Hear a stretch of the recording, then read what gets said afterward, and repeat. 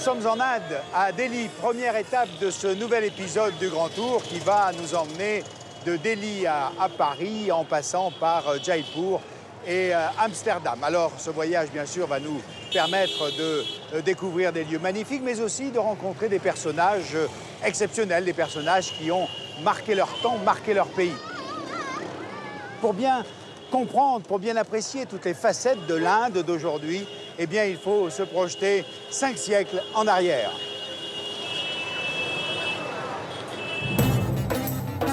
Au début du XVIe siècle, l'Inde est morcelée en une multitude de royaumes, dirigés par des souverains hindous.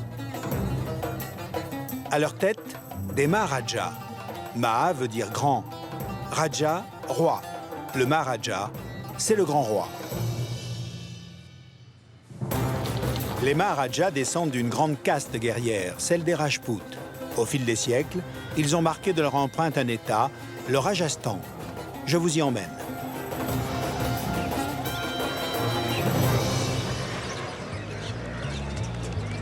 Jaipur, la capitale du Rajasthan. La ville rose, comme on l'appelle. Jaipur a conservé la teinte de ses murs en signe de bienvenue. Le royaume de Jaipur s'appelait autrefois Amber, du nom de son ancienne capitale. Aujourd'hui, Jaipur compte plus de 3,5 millions d'habitants. En Inde, l'agitation et le brouhaha sont omniprésents.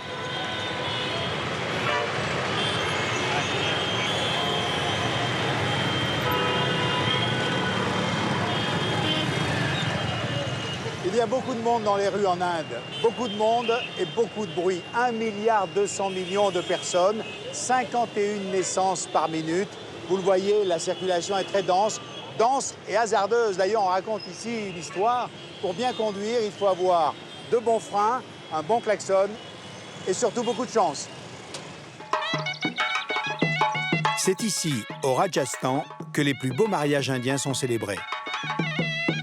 Aujourd'hui, pour la famille Singh Sangta, descendant d'une grande dynastie Rajput, c'est jour de noces. Le grand-père de la mariée apporte un soin particulier à son turban, un élément essentiel de sa tenue. Le turban est un symbole de respect et de bravoure. Il varie selon la région et la caste. Savoir le nouer est un art. C'est une journée très spéciale et solennelle pour moi. Je suis très fier de marier aujourd'hui ma petite fille. Aussi longtemps que je serai en vie, cela fera partie de mon devoir de m'assurer qu'elle est bel et bien mariée et de l'installer dans une autre maison. La nuit est tombée sur Jaipur. La fête peut commencer. C'est au milieu du flot continu de la circulation que le futur marié arrive. Tel un Maharaja, il trône sur le dos d'un éléphant. En Inde, la cérémonie de mariage est l'affaire de 2 familles. La dot, plus ou moins importante, est toujours le point de départ de longues négociations.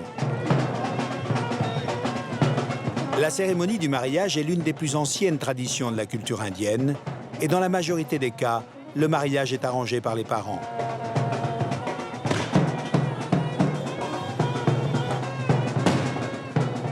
La coiffe du marié rappelle celle des guerriers Rajputs.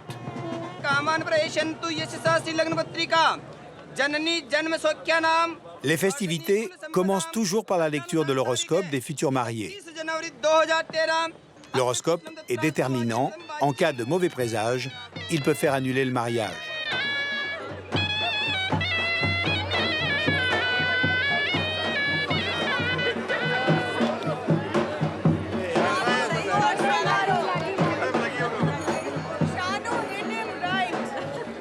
La mariée, vêtue d'un sari rouge et de bijoux traditionnels, fait son entrée.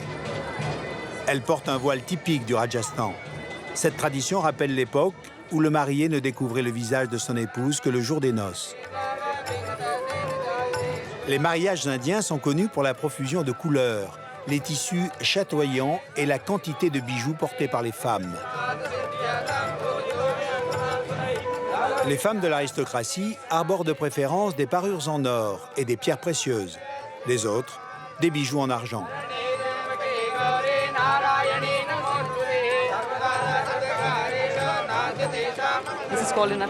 Traditionnellement, on appelle ça un rakri. Pour le mettre en valeur, on peut y ajouter une ou deux bandes ornées de perles ou de diamants.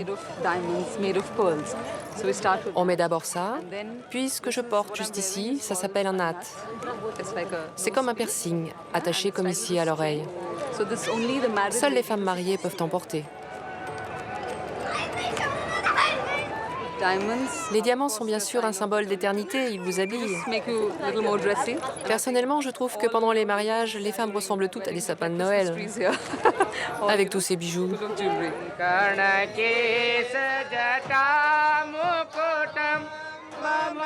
Pour sceller leur union et bénir leur couple, les jeunes mariés feront 7 fois le tour du feu sacré. Un feu qui accompagnera les festivités jusqu'au bout de la nuit.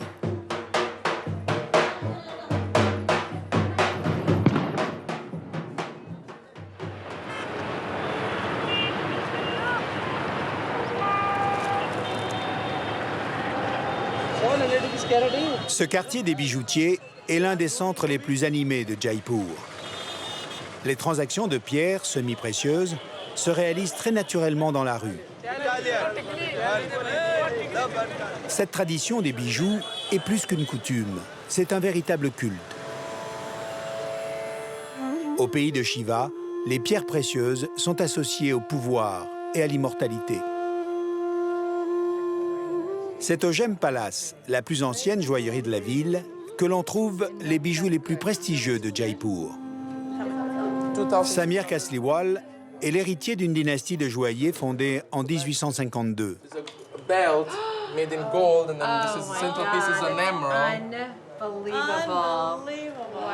That is extraordinary. Beautiful. And one of my favorite... I think it's like a purse. Well, we're also working on a purse. Oh my gosh. Maybe I should take my hair down. Cette cliente est venue spécialement des États-Unis. It was like Victoria's Secret from 200 years ago. Dans ses collections, la famille Kasliwal conserve d'authentiques bijoux ayant appartenu au Maharaja. Les techniques de taille sont restées quasiment inchangées depuis des siècles.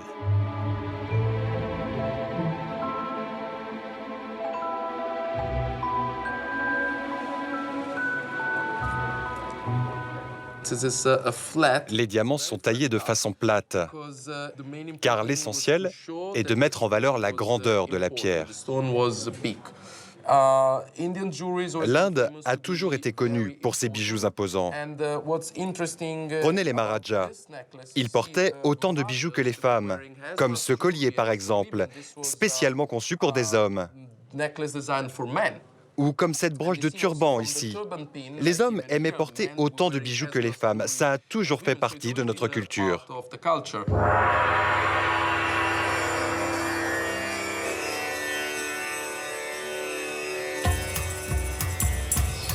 Au-dessus de la bijouterie, l'atelier de taille. Émeraude, rubis, saphir et bien sûr diamants arrivent ici à l'état brut. Grâce au savoir-faire de ces artisans, les pierres sont dégrossies, polies, taillées et se transforment en bijoux raffinés.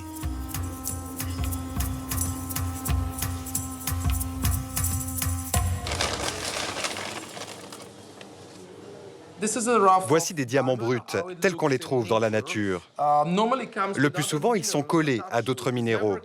Ils ne sont jamais aussi nets qu'on pourrait le croire. On les imagine incolores, mais ils peuvent être également blancs, bleus, orange même. Leur pureté est également importante. Sélectionner les diamants en fonction de leur pureté est une étape cruciale dans la fabrication des bijoux.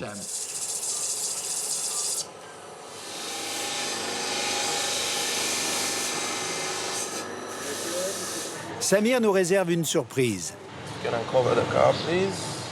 Il nous fait découvrir une autre collection de bijoux. Ces fabuleuses voitures ont toutes appartenu à des Maharajas. Parmi elles, Dodge, Cadillac, Hudson Super 6. Voici l'une de mes préférées. C'est l'une des plus vieilles de notre collection, la Studebaker 1931. Vous savez, la plupart de ces voitures appartenaient à la famille royale. C'est très difficile de les entretenir. Voilà pourquoi 14 mécaniciens travaillent quotidiennement dessus. On ne peut pas simplement les laisser au garage, il faut les sortir. Du coup, elles sont utilisées pour des mariages, des événements, pour des films. On les envoie souvent à l'extérieur.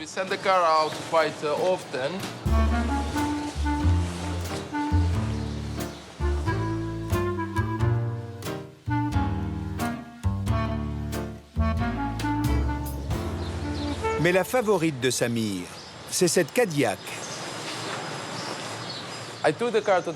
Un jour, j'arrive à la station-service et je demande à l'employé de m'aider à faire le plein. Alors, il se met à tourner autour de la voiture, mais il n'arrive pas à trouver l'entrée du réservoir. Du coup, je lui dis, « Je parie que vous ne trouverez jamais, laissez-moi vous montrer. » Et c'était caché là.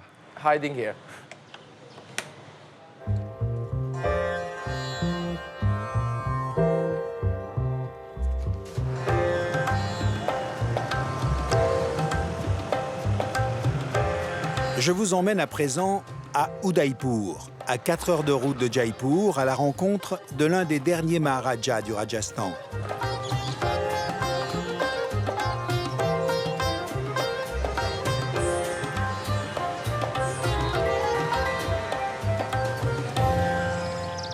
Entouré de collines et de lacs, Udaipur est le royaume d'une prestigieuse dynastie Rajput, la dynastie des Singh. Sur les bords du lac Pichola, le City Palace, le palais des princes d'Udaipur. Sa construction a commencé au XVIe siècle et s'est poursuivie pendant plus de 300 ans.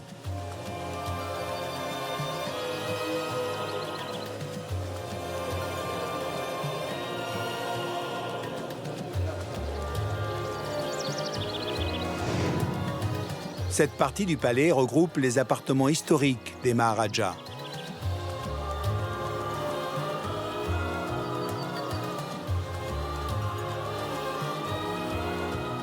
Aujourd'hui, une partie de ce palais est toujours habitée. Ce sont les appartements privés de Son Altesse Arvind Singh.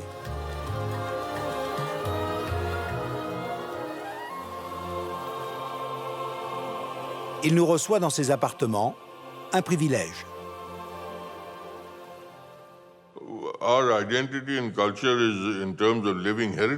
Notre culture et notre identité sont un patrimoine vivant. Ce palais est un endroit vivant. Ce n'est pas un monument. Ici, tout se passe comme cela se passait autrefois. Mais tout a évolué pour s'adapter à l'époque moderne. Personne ne peut vivre dans le passé. Ce n'est pas possible. Nous n'avons aucune responsabilité constitutionnelle, mais nous avons une responsabilité morale dès que cela concerne cette région. Et nous le prenons très au sérieux. Aujourd'hui, la puissance légendaire de sa famille n'est plus qu'un souvenir. Mais il lui reste des traditions et surtout un passé souvent glorieux.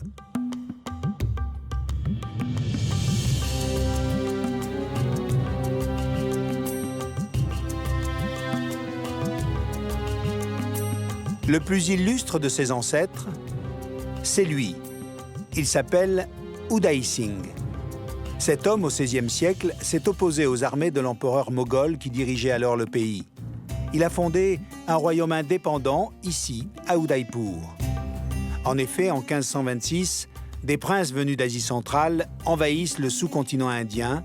Ils créent un empire, l'empire moghol. Nous avions des relations hostiles avec les empereurs moghols. La raison, c'est que nous ne voulions pas être conquis. Nous ne voulions pas être les vassaux d'une quelconque puissance étrangère. Et pour conserver notre indépendance, nous avons dû constamment livrer bataille. Les empereurs moghols vont dominer le pays pendant plus de 3 siècles, jusqu'à la colonisation de l'Inde par les Britanniques. Si certains Maharajas sont entrés en résistance, la majorité d'entre eux s'est finalement ralliée à l'envahisseur.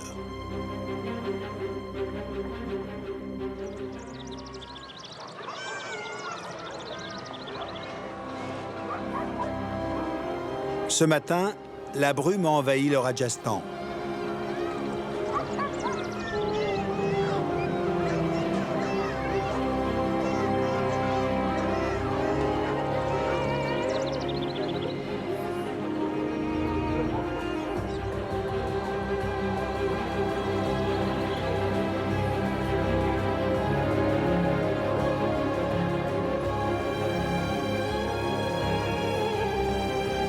Le jour se lève sur le fort d'Amber, une forteresse édifiée au XVIe siècle.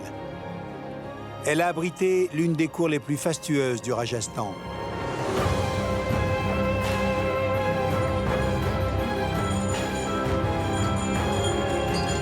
Les Maharajas voyageaient à dos d'éléphant et devaient franchir les portes fortifiées de la forteresse avant d'accéder au palais.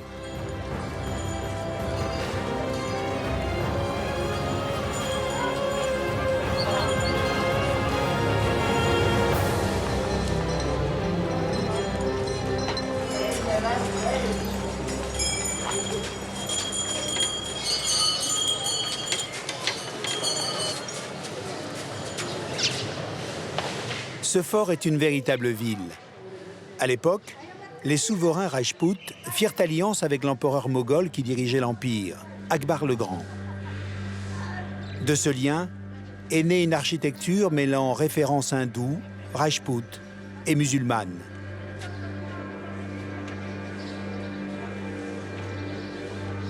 Les cours sont entourées de luxueuses pièces, de halls d'audience richement parés. Au centre du palais d'Amber, une pièce exceptionnelle, la salle des miroirs, ornée du sol au plafond de mosaïques et d'éclats de verre.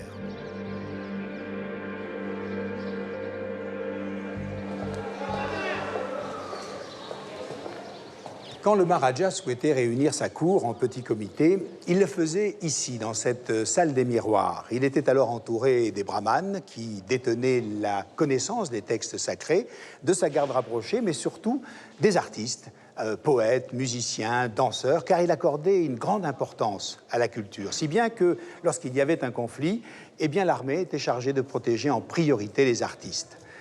D'ailleurs, nous allons faire la connaissance d'un artiste indien. Il s'agit d'un des plus grands danseurs, Raghunath Mané. Il m'a donné rendez-vous tout près d'ici, dans un temple hindou, une petite merveille qu'il souhaite nous faire découvrir.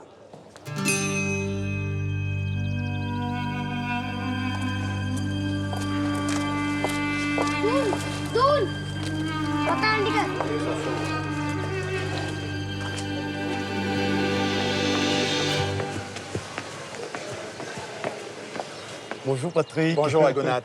C'est vraiment le temple que je voulais vraiment vous faire découvrir parce qu'il a une histoire fabuleuse, mais je vous expliquerai. En Inde, avant de rentrer dans un temple, on salue toujours les pieds du Dieu parce que pour nous, c'est une façon de se libérer, aller dans un autre monde. Venez, venez.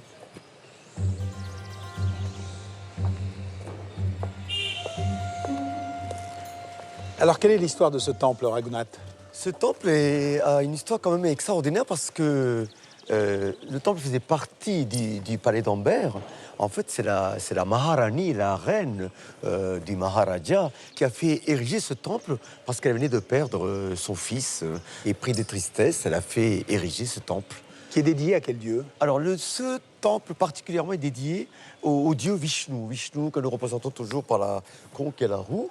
Le dieu Vishnu prend 10 incarnations à chaque fois qu'il arrive un malheur sur Terre. Et donc là, il prend l'incarnation de Dieu Krishna, qui est une incarnation, c'est le Dieu de l'amour qui s'amuse avec toutes les bergères. Et alors, ce geste, c'est le geste de la flûte? Alors, c'est lui qui joue la flûte, qui charme le monde entier. C'est une façon de comment est-ce que l'humanité est en amour total, en fusion avec son Dieu. Il y a toujours un rapport ici entre les temples, les artistes, la musique, la danse? Nous ne pouvons pas concevoir un temple sans les artistes, notamment nous les musiciens et les danseurs. Nous faisons partie intégrante du temple et des palais des Maharajas. Ce sont les Maharajas qui nous entretenaient, qui nous donnaient le titre de Ashtavidwan, c'est-à-dire ce sont les artistes honorifiques du palais, et il donnait aussi ses artistes pour le service divin. C'est-à-dire que le dieu se levait en musique et se couchait en musique? Oui, parce que le dieu est conçu comme un être humain. C'est-à-dire le matin, on le réveille, on le baigne, et puis on l'habille, et on lui montre les encens, on lui dit musique. Donc nous jouons la musique, on lui dit danse, et on se met à danser. Et vers la fin, nous avons 4 rituels par jour. Et le dernier rituel consiste à amener les dieux à faire dormir. Donc on chante les berceuses et on danse et on lui dit bonne nuit, les portes se ferment et les dévots rentrent chez eux et on recommence.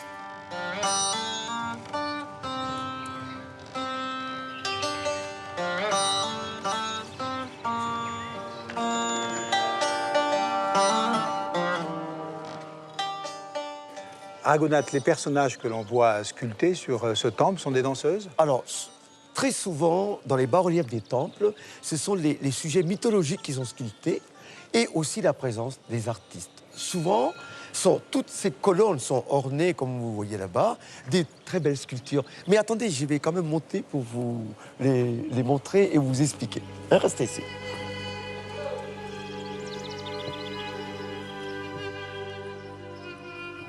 Là, par exemple, Patrick, vous voyez, nous avons la joueuse de vina. C'est un instrument le plus important, le plus ancien qu'on ait au monde à l'heure actuelle, puisqu'il est déjà mentionné plusieurs millénaires avant Jésus-Christ. Et dans la littérature, c'est mentionné 2e siècle avant et après Jésus-Christ. Donc voilà, l'instrument était très important pour le culte journalier. Et là, nous avons la porteuse d'éventail. C'est une danseuse qui doit éventer les dieux, parce que les danseuses et les danseurs font partie du service divin. Et là, nous avons une autre sculpture, par exemple, qui représente les positions de danse, des très belles positions, qui vont venir embellir les bas-reliefs des temples. Les danseurs ont toujours été là pour le service divin. Ils sont somptueusement habillés, vous verrez, dans les colliers, des belles soirées, parce que nous amenons les fidèles vers un autre monde des dieux.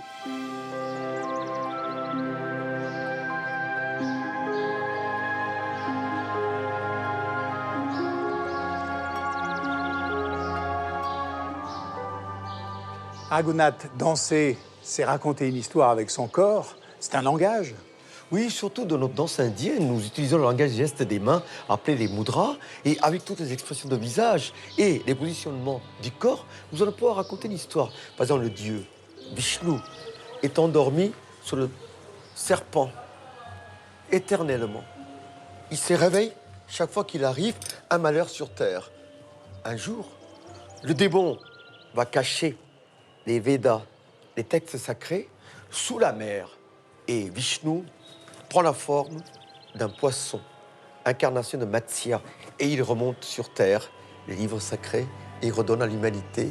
Et il repart s'endormir vers l'éternité.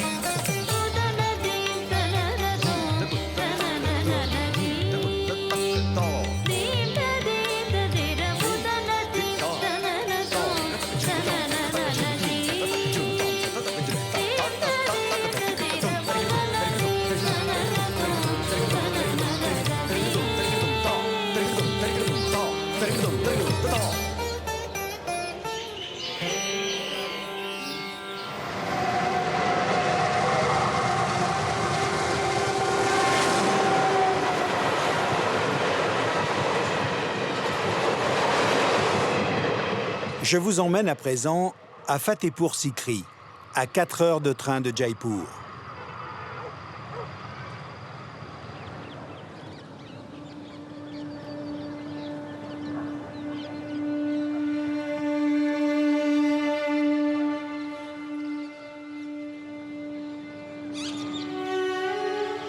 Fatehpur Sikri est l'ancienne cité impériale d'Akbar le Grand.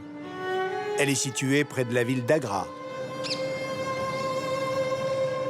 Si le choix de l'empereur moghol s'est porté sur ce lieu, c'est parce qu'un ermite vivant ici lui avait prédit la naissance d'un fils.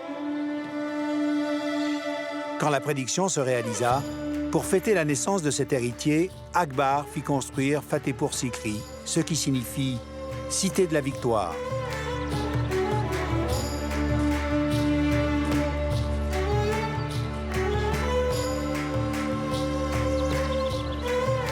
Cette cité est aujourd'hui une ville fantôme, incroyablement bien conservée. Au milieu des jardins, des dizaines de petits pavillons de grès rouge.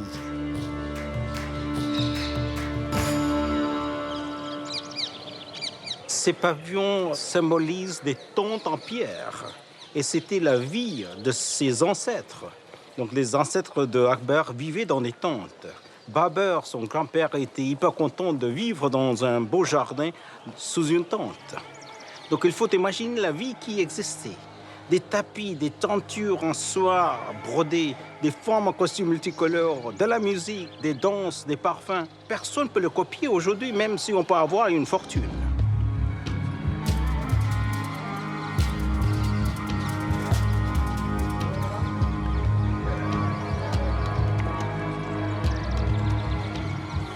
Fatehpur Sikri est un mélange de différentes traditions architecturales.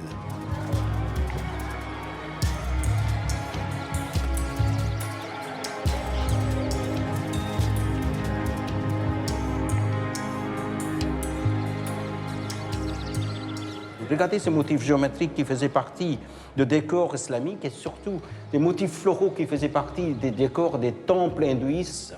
Et si vous regardez en haut, on voit des fleurs de lotus. Donc Akbar prend des idées d'architecture qui existaient déjà, il mélange ces idées et on voit sa tolérance dans l'architecture. Pour concrétiser leur rêve de grandeur, empereurs moghols et maharajas se sont longtemps appuyés sur une richesse naturelle inestimable, les mines de diamants de Golconde. À l'époque, l'Inde était le seul pays au monde à exploiter le diamant. Il en tirait une immense richesse. C'était des coffres forts et qui ne sont pas très profonds. À ce niveau, il y a une dalle et c'était caché avec une pierre. Akbar était fasciné par les diamants. Donc c'est fort possible que ces coffres forts étaient pleins de pierres précieuses comme diamants, des rubis, des saphirs et des émeraudes. Et peut-être qu'il y avait même des pièces d'or. Cette cité incroyable ne fut la capitale d'Akbar que pendant 14 ans. Il transféra ensuite le siège de son empire à Lahore, au Pakistan. C'est au XVIIe siècle que l'empire moghol atteint son apogée grâce à un homme, Shah Jahan. Shah Jahan, c'est le grand bâtisseur de l'empire moghol. Il décide de retourner à Delhi. Aujourd'hui, Delhi reste profondément marqué par ses dominations successives.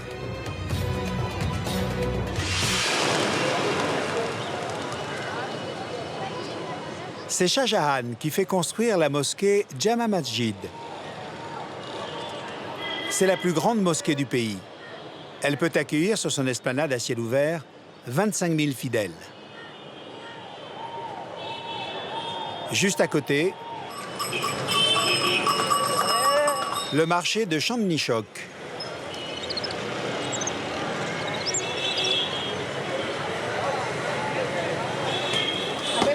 Ce marché, comme à l'époque des Moghols, est organisé par quartier où artisans et commerçants se regroupent en fonction de leur activité.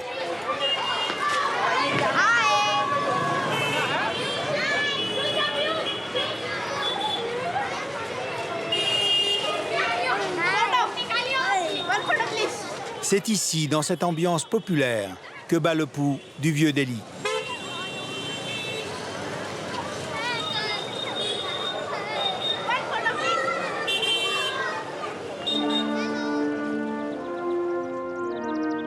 L'un des plus anciens monuments hérités de l'Empire moghol se trouve au sud de Delhi. Il s'agit du mausolée d'Humayun, l'arrière-grand-père de Shah Jahan. Sa façade, monumentale, est ornée de grès rouge et de marbre blanc.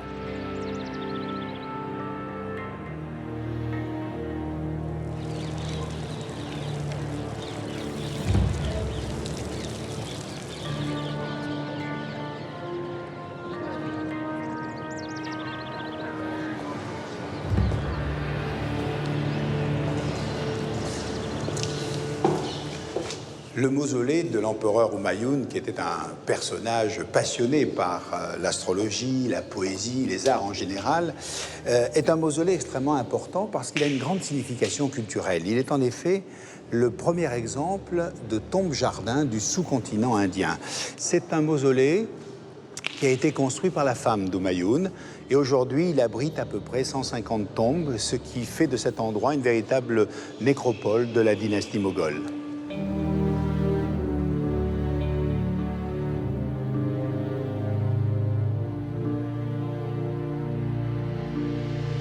Avec cet édifice monumental, les Moghols ont voulu bien sûr rappeler à jamais la grandeur de l'Empire.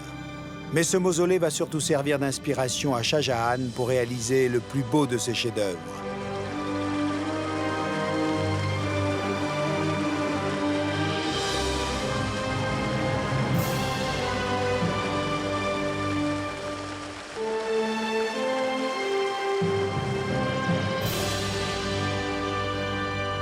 Le Taj Mahal, c'est un joyau édifié à la mémoire d'une femme, l'épouse défunte de Shah Jahan. Morte en donnant naissance à son 14e enfant, elle laisse un époux inconsolable. Shah Jahan n'a alors qu'une idée en tête, construire un mausolée dont la beauté symbolise la grandeur de son amour. Ce monument a été construit lorsque le trésor moghol était plein d'or, des pierres précieuses, etc. Ce grand Moghol avait des moyens d'engager des meilleurs architectes, des meilleurs décorateurs du monde. Il a fait vraiment tout ce qu'il pouvait faire pour construire un monument qui soit le plus parfait au monde, qui soit le plus haut au monde, qui soit plus près du paradis. Ça représente l'amour, ça représente la puissance moghole, ça représente le pouvoir moghol, ça représente aussi ce qu'un empereur pourrait donner au monde pour immortaliser l'amour qu'il a eu avec sa favorite. Après 30 ans de règne, Shah Jahan, malade, est destitué. C'est son fils, Aurangzeb, qui s'empare du trône. Il installe sa cour au Fort Rouge de Delhi. Le Fort Rouge de Delhi est un magnifique édifice aux murs d'enceinte coiffés de tours.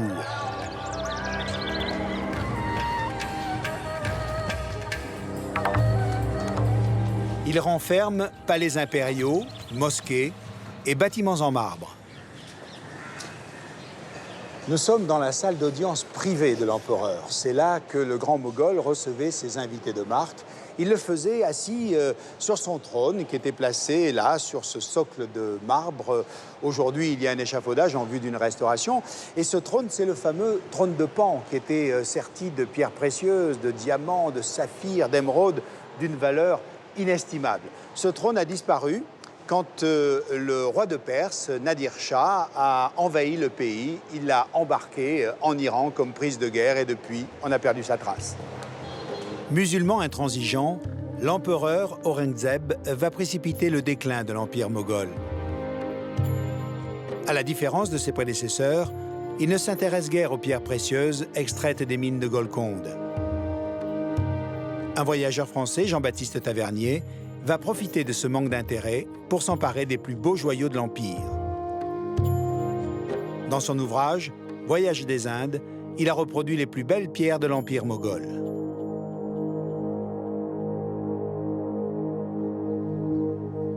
C'est dans cette même salle que le grand Moghol reçoit à plusieurs reprises le célèbre voyageur français Jean-Baptiste Tavernier. À chacun de ses voyages, Tavernier rapporte en France de magnifiques diamants qui font le bonheur des cours royales européennes et notamment celle de Louis XIV à Versailles. Mais il y a un diamant que Tavernier ne rapportera jamais en France, c'est le célèbre Koh-i-Noor, un diamant d'une grande valeur, car finalement ce sont les Anglais qui le récupéreront et qui le feront taillé par un spécialiste d'Amsterdam. Pourquoi Amsterdam?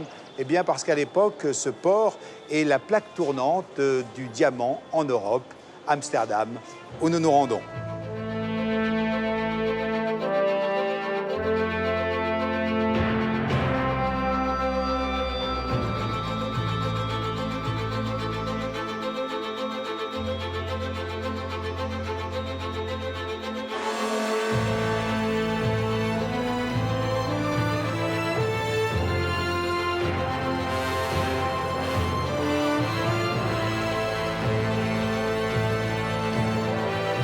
Au XIIIe siècle, pour se protéger des eaux, un ancien petit village de pêcheurs décide de construire une digue, dam en hollandais, sur une rivière, l'Amstel.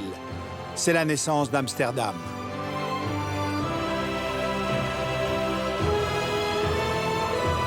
Au fil des siècles, Amsterdam devient une ville prospère qui tire une partie de sa richesse du négoce et de la taille des diamants en provenance d'Inde. Dans son musée du diamant, Amsterdam conserve 22 répliques des plus belles pierres précieuses du monde, dont le Koh-i-Noor. Ce Koh-i-Noor, le voici, il est monté aujourd'hui sur la couronne d'Angleterre, la couronne d'Élisabeth II. Alors bien sûr, celle-ci est une réplique puisque l'original se trouve dans la tour de Londres et fait partie des joyaux de la couronne.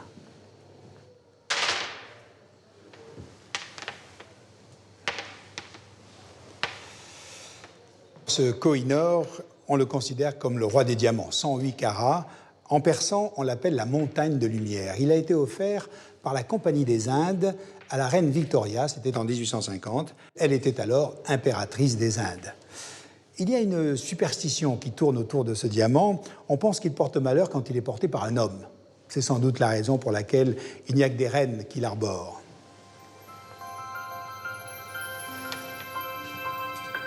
Si la reine Victoria décide de faire retailler le diamant par un lapidaire des Provinces-Unies, dont fait partie Amsterdam, c'est parce que le savoir-faire de ses artisans est alors mondialement reconnu.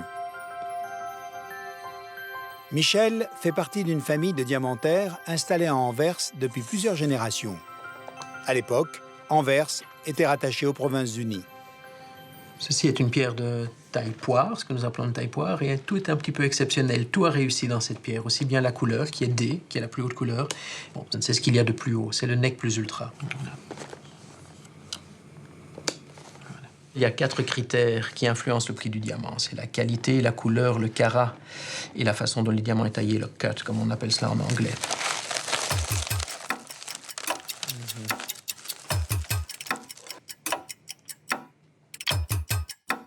Chaque année, des milliers de ventes de diamants à travers le monde s'effectuent selon un rituel hérité du siècle d'or.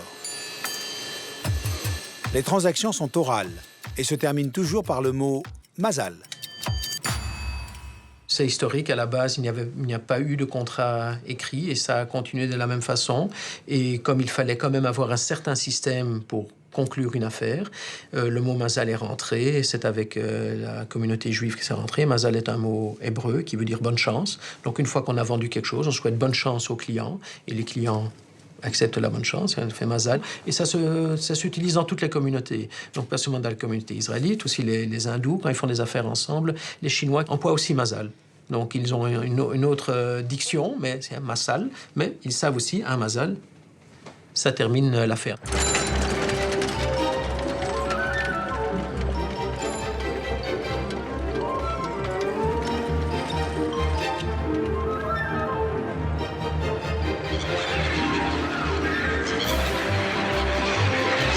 Au XVIe siècle, la prospérité d'Amsterdam est telle que la ville attire les riches marchands du Sud, ainsi que les Juifs chassés d'Espagne et du Portugal.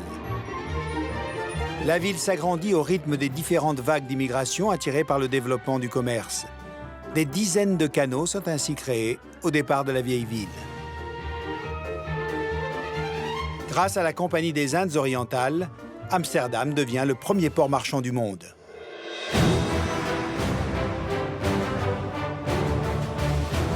Les marins hollandais partent à la conquête des territoires lointains et les bateaux reviennent chargés d'une vaste gamme de produits exotiques.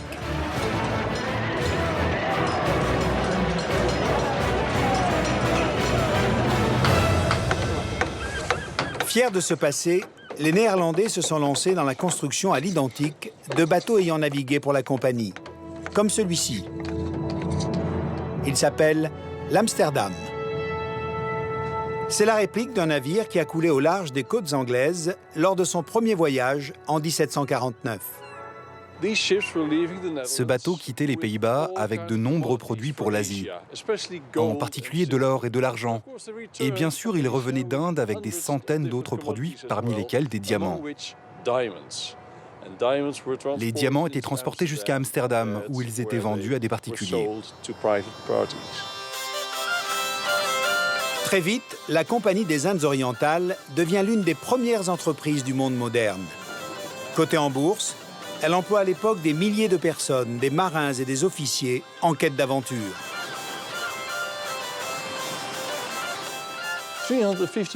350 personnes dormaient dans cet espace. Ils ne se connaissaient pas, ils étaient juste collègues, c'étaient des marins et c'est ici qu'ils vivaient. Pendant 10 mois, ils étaient à bord de ce bateau. Ils mangeaient et dormaient dans cette cale.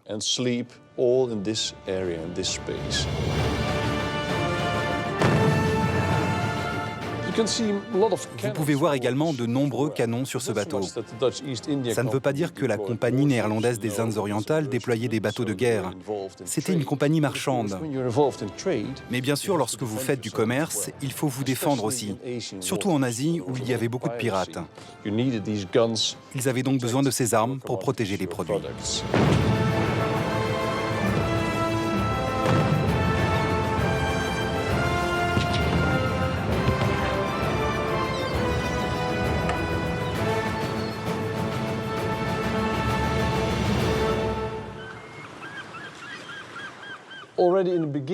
Dès le début du XVIIe siècle, les Néerlandais ont pris le contrôle du commerce des diamants aux Portugais. Les Portugais s'étaient installés à Goa, en Inde, pour transporter les diamants jusqu'au Portugal, ou plus généralement en Europe. Quand les Portugais ont été chassés d'Inde, les Néerlandais ont repris le contrôle et ont décidé de faire à leur tour du commerce de diamants.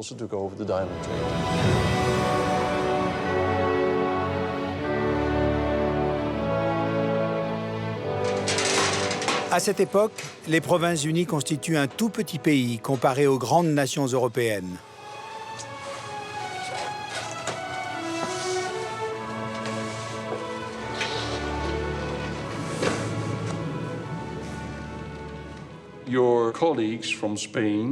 Les Espagnols, les Français, les Suédois, les Anglais et les Danois étaient tous là.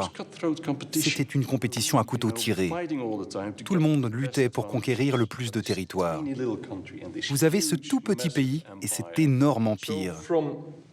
Depuis le cap de Bonne-Espérance et la Perse, toutes les routes qui menaient jusqu'au Japon représentaient une immense étendue d'eau et de terre contrôlée par ce tout petit pays de 2 millions d'habitants que l'on appelait les Provinces-Unies. Ils possédaient en particulier les côtes où se trouvaient les ports, où vivaient les marchands, ce qui était très pratique pour faire transiter les marchandises par bateau pour les Néerlandais et pour toute l'Europe.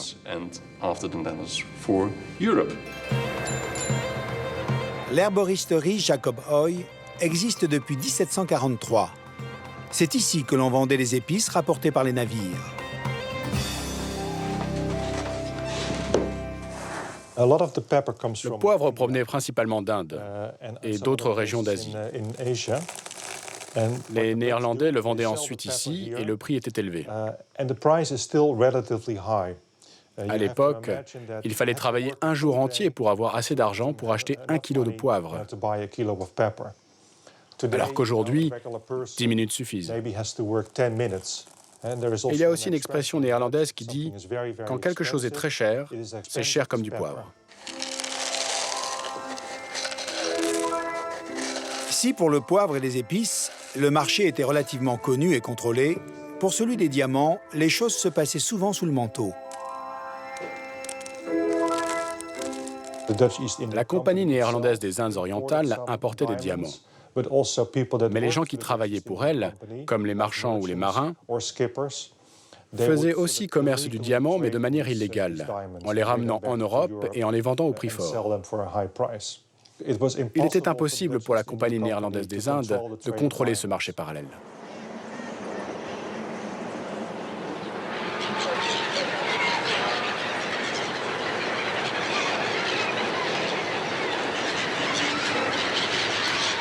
Ce matin, Amsterdam apparaît plus que jamais comme la Venise du Nord. Hello, Captain. Hello, welcome aboard. Thank you.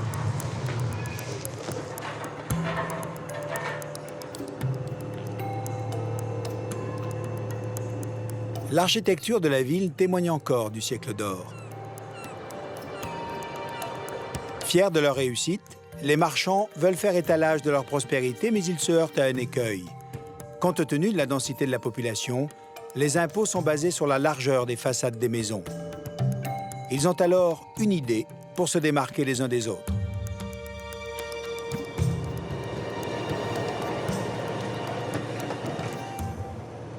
Toutes ces maisons qui ont été construites sur les canaux à l'époque de l'âge d'or se ressemblent. Elles sont étroites, elles sont hautes. Alors pour les distinguer, eh bien, les bourgeois et les marchands qui les habitaient accordaient un soin tout particulier à la décoration de leur façade. Et l'élément essentiel de cette décoration, eh bien, c'était le pignon. C'est la raison pour laquelle on en trouve aujourd'hui une grande diversité. On peut faire la différence entre les maisons qui servaient à l'habitation et celles qui servaient comme entrepôt, justement en regardant ces pignons. Certains sont traversés par une poutre à laquelle on accrochait une poulie afin de faire monter la marchandise qui était transportée par des bateaux. Alors pour ne pas que cette marchandise puisse abîmer justement ces façades, eh bien on avait construit ces maisons très inclinées. On peut le voir aujourd'hui à l'œil nu.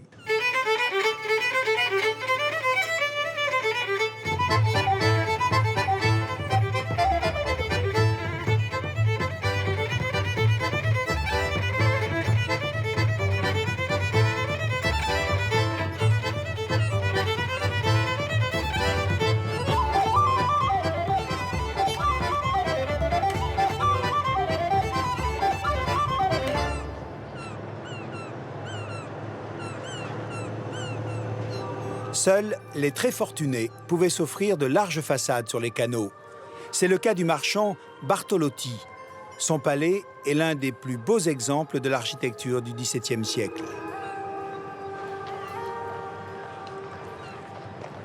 Mais le passé d'Amsterdam ne se lit pas seulement sur les façades de ces maisons.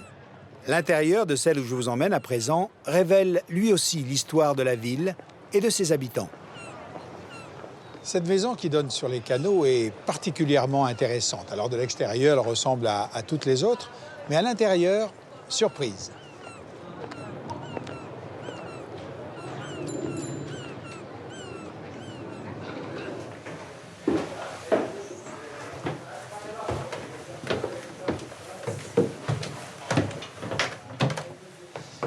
Alors l'intérieur de la maison, il est tout à fait traditionnel. Nous sommes dans une maison bourgeoise du XVIIe siècle. Ceci est la chambre à coucher et le lit que vous voyez, contrairement aux apparences, n'est pas un lit d'enfant, c'est un lit d'adulte, car à l'époque, on dormait assis. Seuls les morts étaient allongés. L'élément exceptionnel de cette maison, il se trouve au grenier. Voilà, la surprise, elle se trouve au sommet de cette maison, au grenier, qui a été transformé en église.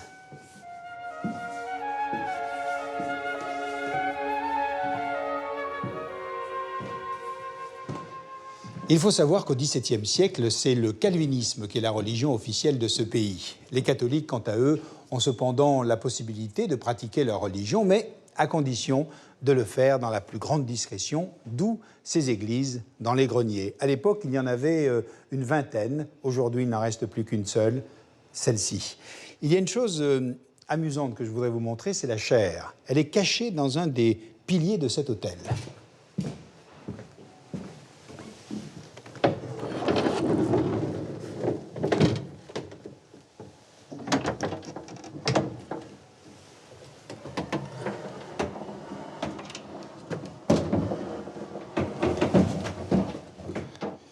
Voilà cette chaire qui pouvait s'avancer jusque devant l'autel. Cette église pouvait accueillir près de 200 personnes sur 3 niveaux.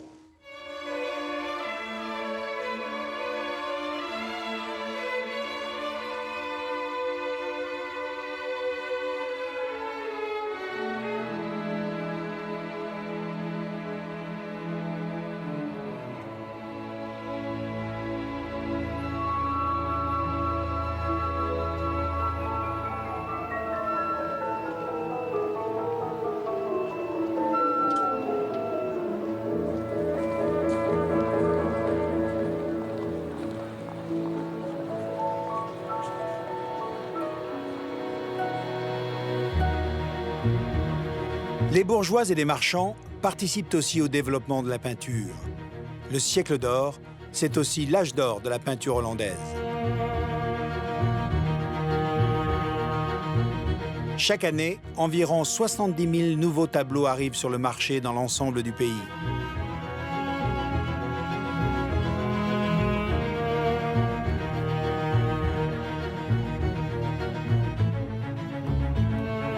Les artistes sont regroupés en guildes. Ce sont des corporations qui leur garantissent soutien et liberté. Cet âge d'or des Provinces-Unies est une période essentielle dans l'histoire de l'art. Elle nous apprend quelque chose de magnifique et d'unique dans l'histoire de l'art. C'est le moment où on va voir apparaître ce qu'on pourrait appeler une peinture laïque, c'est-à-dire une peinture non religieuse. Par rapport à la peinture italienne, dans laquelle on voit pour l'essentiel représenter les splendeurs du divin ou éventuellement des scènes de la mythologie grecque, ce que les peintres d'Amsterdam, de Delft vont inventer, c'est vraiment la représentation de l'humain comme tel. C'est la première fois, notamment dans les scènes de genre, les scènes de cabaret, les scènes de fêtes de village, mais aussi dans les portraits. La plupart du temps, on va représenter des personnages qui sont des personnages anonymes, qui sont ni les grands hommes, on ne représente plus les grandes batailles ou encore une fois les grandes scènes de la religion ou de la mythologie grecque, mais on va représenter les humains dans leur vie quotidienne. On s'affranchit à la fois de la commande officielle et à la fois du pouvoir de l'Église. Exactement. Et ça correspond d'ailleurs à la Réforme. Le protestantisme est évidemment un moment très important là-dedans. Et c'est la première fois, encore une fois, j'y insiste, dans l'histoire de l'humanité, qu'on va représenter des petits humains comme tels dans leur vie quotidienne, des femmes, des prostituées, des scènes de genre, les scènes de cabaret où on voit des décolletés plongeants, on voit des messieurs qui boivent de la bière. Mais ce qui est très important, c'est que ce sont des anonymes. C'est vraiment l'humain dans sa vie quotidienne. C'est la quotidienneté, pour employer un mot affreux, mais qui dit bien ce qu'il veut dire. Et encore une fois, c'est la première fois dans l'histoire de l'humanité qu'on a affaire à cette peinture qu'on pourrait dire humaniste, tout simplement. Et c'est lié à cette réforme protestante qui va installer aussi à Amsterdam et dans toute la Hollande la première forme de laïcité. Et aussi, c'est lié à la fin des guerres de religion. La figure emblématique de la peinture hollandaise au XVIIe siècle, c'est Rembrandt. Il s'installe ici, dans cette maison, en 1639. Il a alors 33 ans. Rembrandt est un peintre reconnu qui bénéficie de multiples commandes. Dans son intérieur, il affiche sa richesse car il est à la fois peintre et marchand d'art.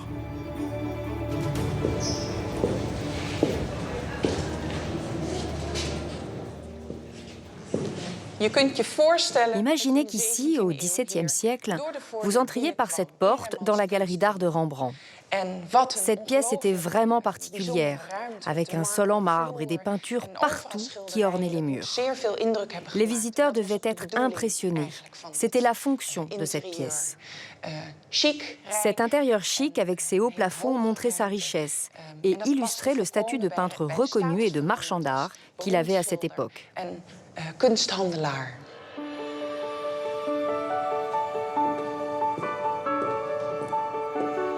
Au-dessus de la galerie, Rembrandt a installé son atelier. À l'époque, chaque peintre est entouré d'apprentis qui aident à préparer les couleurs, tendre les toiles. Grâce à eux, les grands maîtres hollandais sont très productifs. Si Rembrandt a choisi une pièce orientée au nord pour en faire son atelier, ce n'est pas un hasard. Ce qui est vraiment spécial dans cet atelier, c'est la lumière. Cette lumière n'a pas changé en 4 siècles, depuis que Rembrandt a vécu ici. Si vous regardez mon visage, vous remarquez qu'une partie est claire et que l'autre est sombre. Ce contraste, ce clair-obscur, était très caractéristique du travail de Rembrandt. C'est ce qui fit clairement sa signature.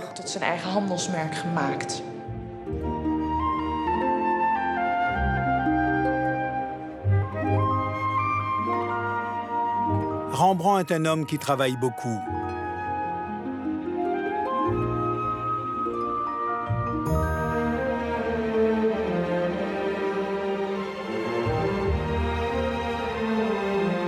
Sa femme, Saskia, vit à ses côtés dans cette maison. Saskia est la fille d'un marchand d'art. C'est elle qui l'a introduit dans le cénacle de la haute société mais c'est surtout le grand amour de Rembrandt. Dans cette maison, ils connaîtront leur plus grande joie comme leur plus grand malheur. C'est dans un lit comme celui-ci que Saskia mit au monde ses enfants. Malheureusement, pour Rembrandt et Saskia, leurs 3 premiers enfants sont morts peu après la naissance. Leur 4e enfant, Titus, est né en 1641 dans cette maison et c'était un garçon en pleine santé. Pourtant, un an plus tard, le malheur rattrape de nouveau Rembrandt. Saskia meurt brutalement à 30 ans à peine. Rembrandt est effondré. Après la mort de Saskia, Rembrandt engage une gouvernante pour s'occuper de son fils Titus. Elle devient sa maîtresse, mais quelque temps plus tard, leur rapport s'envenime.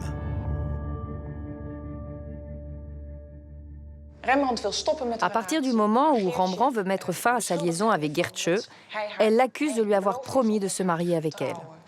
À l'époque, cette promesse verbale l'engageait devant la loi. Il l'a fait alors enfermer dans une maison de correction pour femmes. Mais il est malgré tout obligé de lui payer chaque année une pension conséquente. Malgré de grosses rentrées d'argent, Rembrandt vit au-dessus de ses moyens. Il collectionne toutes sortes d'objets sublimes ou insolites. Cette passion, ajoutée à un nombre de commandes en baisse, va précipiter sa ruine.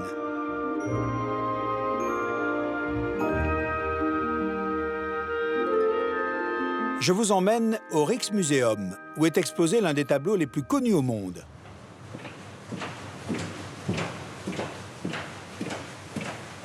La Ronde de nuit.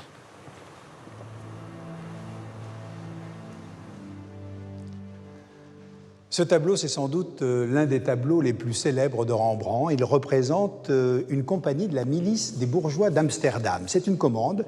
Il a été commandité par le personnage central, qui était le bourgmestre d'Amsterdam, son nom, Frans Banningkock. Pour la petite histoire, la plupart des personnages qui sont au second plan ont payé Rembrandt pour être sur la scène. Et la peinture achevée, certains n'ont pas été contents du résultat. Ça a été le cas, par exemple, du monsieur que vous voyez caché derrière ce bras avec ce chapeau et qui a estimé qu'on ne le voyait pas assez. Et à partir de ce moment-là, eh bien, les commandes officielles de Rembrandt se sont rarifiées. Le titre de ce tableau, c'est La Ronde de nuit. En fait, c'est un titre que n'a pas choisi Rembrandt. Il est apparu au XIXe siècle, tout simplement parce que le vernis qui recouvrait ce tableau, avec le temps, avait terriblement obscurci la toile, si bien qu'on a pensé que c'était une scène qui avait été peinte la nuit. Et puis, en le nettoyant, on s'est aperçu qu'il avait été peint à la tombée du jour. Et puis, il y a ici un détail extrêmement émouvant. Ce tableau, il a été peint par Rembrandt en 1642.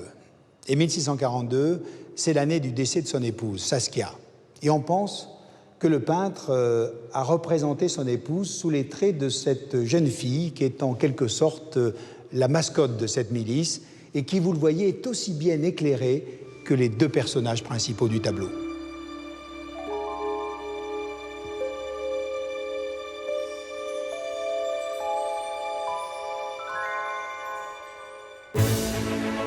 La peinture au siècle d'or est tellement productive que rapidement se multiplient marchands d'art et collectionneurs. Jan Six fut l'un des premiers collectionneurs du siècle d'or. C'était aussi le protecteur et le plus proche ami de Rembrandt après la mort de sa femme Saskia.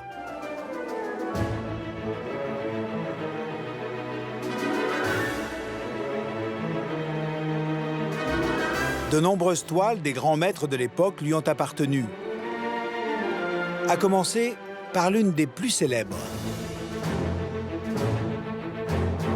La laitière de Vermeer.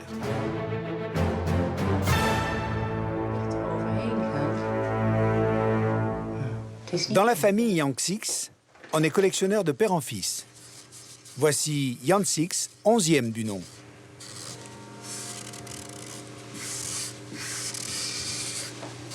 Lui aussi est marchand d'art, spécialisé dans la peinture hollandaise du XVIIe siècle. Zie je dat die vorm hier? Ja. Maar bijvoorbeeld hier, dit slaat een beetje wit uit. Dat is dus nog vernisrest. Het is nog niet helemaal schoon. Ja. En nu valt dat valt ook weg. Ja. Zie je, dit wordt veel donkerder. En hier zit waarschijnlijk ook nog een laagje. Het lijkt op haar schouder, hè? Het begin van die lijn. À l'âge d'or, presque tout le monde pouvait collectionner des tableaux.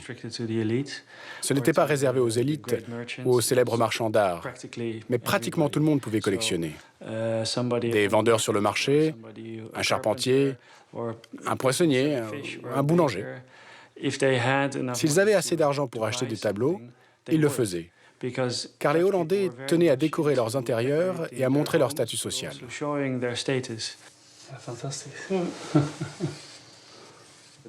Presque tout le monde avait au moins 2 ou 3 tableaux. C'est vraiment étonnant. Pour ce marchand, chaque tableau a une histoire et parfois ses secrets. Celui-ci représenterait la maîtresse d'un homme marié. Sa petite taille permettait de le glisser dans une poche.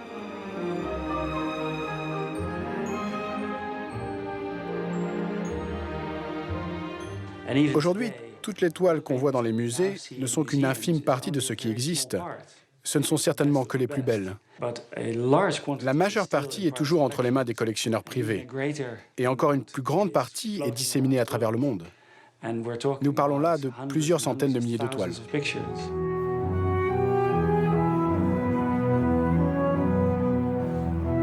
À ce foisonnement artistique dont les icônes sont Rembrandt et Vermeer, s'ajoute une pratique des libertés individuelles qui font d'Amsterdam et des Provinces-Unies un foyer intellectuel et culturel de premier ordre.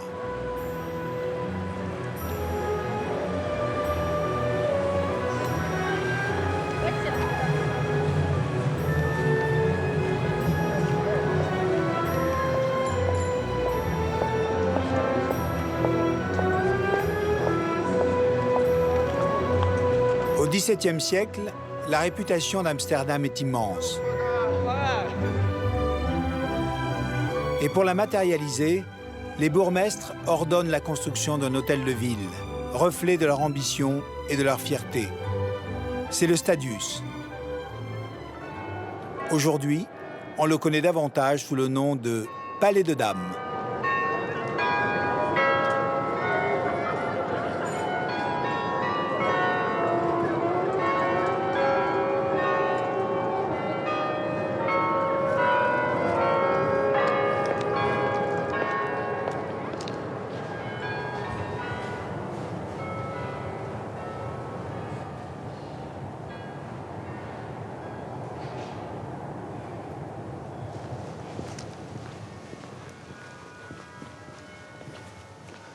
Dans la grande salle de ce palais royal, éclairée par 6 magnifiques lustres qui datent d'ailleurs de l'époque de Louis-Napoléon, on peut voir encore les traces des symboles liés à la justice qui étaient rendus autrefois dans ce bâtiment. Un exemple, cette scène qui domine la pièce. On y voit Dame Justice mettant le pied sur 2 vices, l'avidité et l'envie. L'avidité qui est représentée par le roi Midas avec ses grandes oreilles, et puis l'autre qui est représentée par une méduse dont les cheveux sont en train de se transformer en serpent. Alors Dame Justice tient le glaive et la balance, bien sûr, et puis elle est entourée de 2 châtiments. À sa droite, la mort, et à sa gauche, une femme qui est enchaînée et qui porte, vous le voyez, un brise-genou. C'est une scène qui était censée être dissuasive pour les habitants d'Amsterdam. Alors cette grande salle, elle dessert de chaque côté les appartements de la famille royale quand celle-ci se déplace à Amsterdam. Venez avec moi. En 1806, Louis Bonaparte, frère de Napoléon Ier, monte sur le trône de Hollande sous le nom de Louis-Napoléon. 2 ans plus tard, de passage à Amsterdam, le roi Louis décide de transformer l'hôtel de ville en palais royal et ordonne qu'une partie de ce nouveau palais soit décorée à son goût. Ces appartements royaux, Louis-Napoléon et Hortense de Beauharnais, son épouse, les ont occupés en leur temps. On trouve d'ailleurs quelques pièces de mobilier qui datent de cette époque, comme ce lit, c'est le lit de Louis-Napoléon. Hortense n'aimait pas beaucoup cet endroit, elle le trouvait trop austère, trop froid. Elle n'y est d'ailleurs restée que peu de temps. Hortense de Beauharnais, fille de Joséphine de Beauharnais et reine de Hollande, est comme toutes les souveraines de son époque, parée de pierres précieuses. Son bijou le plus connu, le diamant rose, est rebaptisé en son honneur l'Hortensia. Ce diamant, nous allons le retrouver quelques années plus tard en France. Il sera porté par une autre femme, la belle-fille de la reine Hortense, l'impératrice Eugénie, l'épouse de Napoléon III. Et ce bijou va faire partie des joyaux de la couronne de France, joyaux de la couronne qui sont aujourd'hui conservés au Louvre, où nous nous rendons.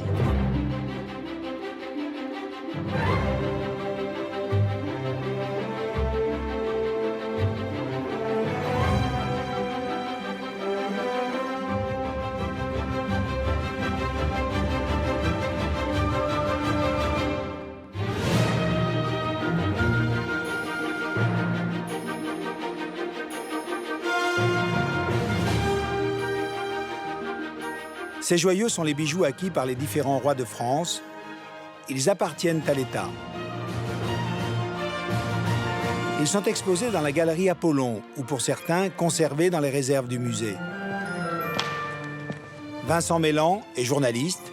Il connaît bien le Second Empire.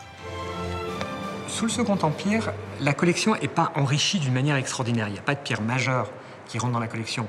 Mais il se trouve que l'impératrice Eugénie est une femme à la fois très élégante, très inventive et qui adore les bijoux, qui adore sa toilette. C'est quelque chose qui est très important pour elle. Elle a fait transformer quasiment la totalité du trésor, en tout cas pour les diamants et les perles. Cette couronne impériale a été spécialement réalisée pour Eugénie. 56 émeraudes et 2480 diamants la composent.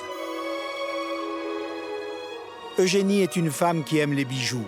Sur ce portrait officiel, elle porte d'ailleurs une pure merveille, une tiare composée de perles et de diamants.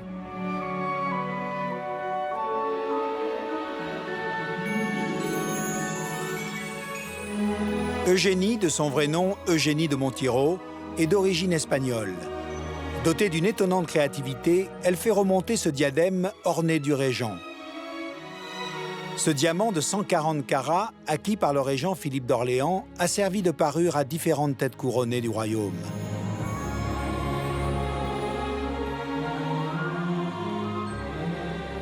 Lors du sacre de Louis XV,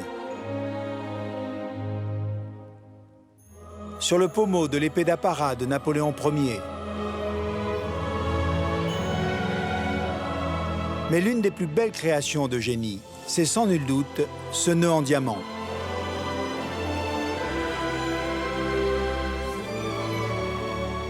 Le nœud en diamant, c'est l'exemple typique de l'inventivité et de la demande que pouvait avoir l'impératrice Eugénie.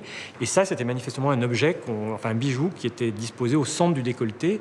Et il faut imaginer quand même que toutes ces pierres-là, dans une ambiance aux chandelles, dans une soirée à l'opéra, dans une soirée aux Tuileries, ça devait être une vision absolument extraordinaire. Pas une femme pourrait porter ça aujourd'hui, d'abord pour des raisons purement financières. Très vite, les goûts luxueux de l'impératrice Eugénie font le tour de la capitale. On lui reproche d'être frivole et dépensière. Pourtant, Eugénie n'est pas tout à fait celle qu'on décrit.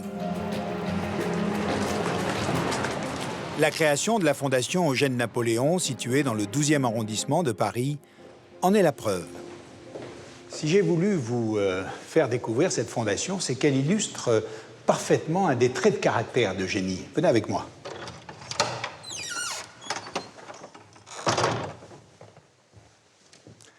On sait que l'impératrice Eugénie adorait les bijoux et tout particulièrement les diamants. Aussi, en vue de son mariage avec Napoléon III, la commission municipale de Paris a décidé de lui offrir un collier. Pour cela, elle fait voter une somme de 600 000 francs, qui à l'époque est très importante, puisque cela correspondrait aujourd'hui à 1 500 000 € pour la création d'un collier. Tous les bijoutiers de la place de Paris se réjouissent et attendent la commande. Et à la surprise générale, l'impératrice Eugénie décide d'affecter cette somme, non pas à la création de ce collier, mais à la construction d'un établissement pour l'éducation des jeunes filles pauvres, nécessiteuses ou orphelines. Et c'est l'établissement dans lequel nous nous trouvons. Il y a ici 2 témoignages qui rappellent cet acte généreux. Le premier se trouve dans la chapelle.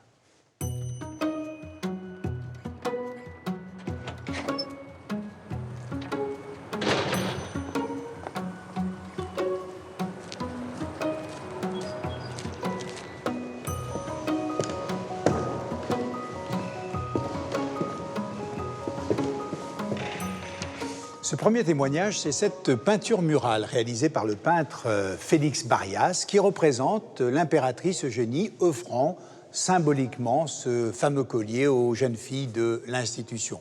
Et pour bien marquer le fait que cet événement a eu lieu lors de son mariage, eh bien, le peintre, qui s'est lui-même représenté à la droite d'une des religieuses, a peint l'impératrice dans sa robe de mariée, à l'exception près que cette robe était constellée de pierres précieuses et notamment de diamants, et que là, il l'a jouée beaucoup plus sobrement. Le deuxième témoignage, eh bien, c'est la forme de ce bâtiment qui est l'œuvre de l'architecte Hittorf et qu'il a dessiné en forme de collier, ce que l'on voit merveilleusement vu du ciel.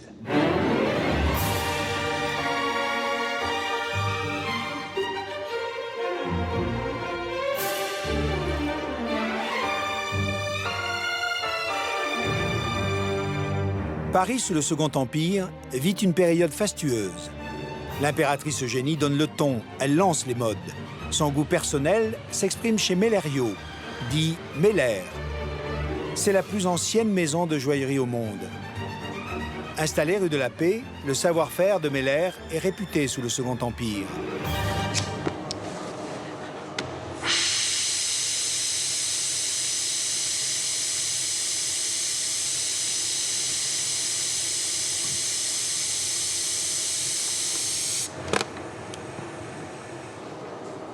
Ici, les mains expertes des orfèvres polissent et embellissent depuis des siècles diamants et pierres précieuses.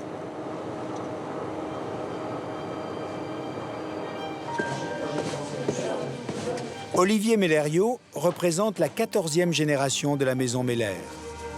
C'est au sous-sol de l'établissement que sont conservées toutes les archives.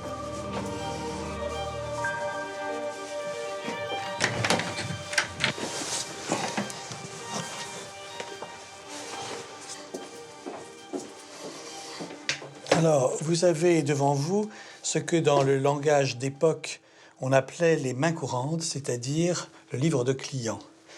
En fait, on a un livre par an. Et là, je l'ai ouvert à la page de Sa Majesté l'impératrice. Alors, on peut regarder sur cette colonne la fréquence de ses achats. Si on regarde, par exemple, ici, avril, elle est venue le 11, le 19, le 27 avril. En mai, elle est venue le 2, le 7, le 9, le 14. Elle achète des choses très importantes comme le 8 février, un collier de perles 4 rangs avec un cadenas émeraude et diamant composé de 223 perles pour un total de 87 000 francs or. Eugénie reste à ce jour la grande cliente de toute l'histoire de la joaillerie.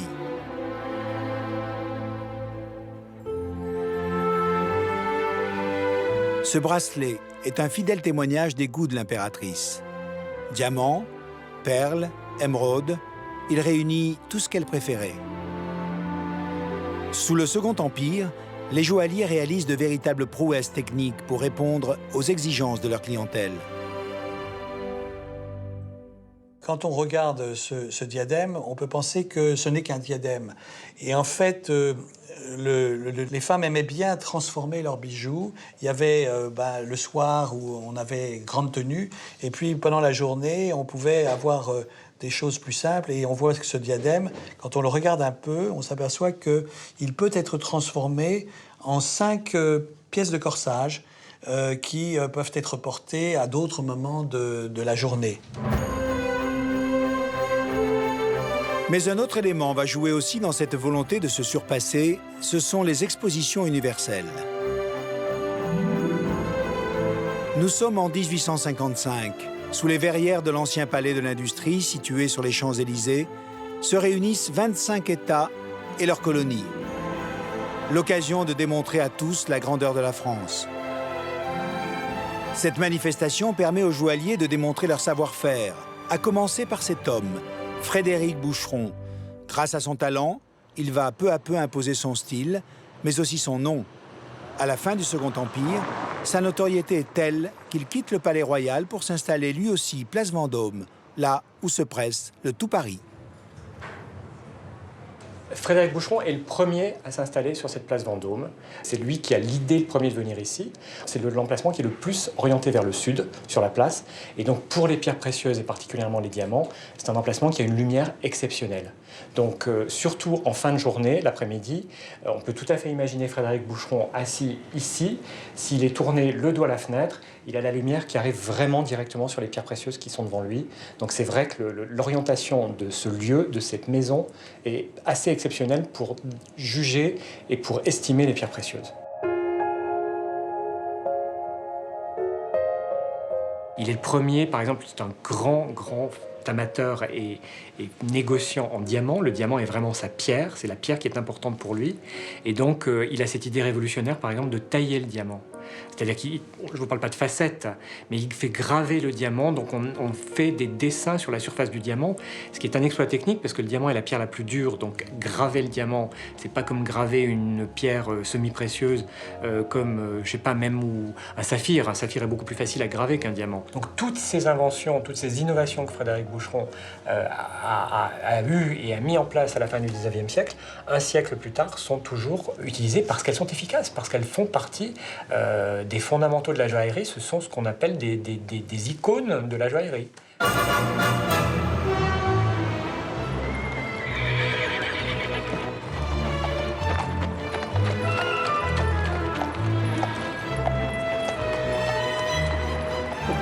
Avec les années, le rayonnement de la place Vendôme n'a fait que croître.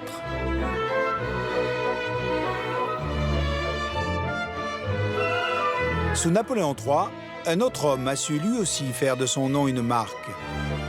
Il s'agit de Pierre-François Pascal Guerlain. À l'époque, il n'est encore qu'un modeste vendeur de vinaigre et parfums. Mais en 1853, il crée une haute Cologne qui va faire sa gloire, l'haute Cologne impériale. C'est l'impératrice Eugénie qui lui aurait inspiré cette fragrance, comme l'explique Thierry Vasser, le nez de la maison Guerlain.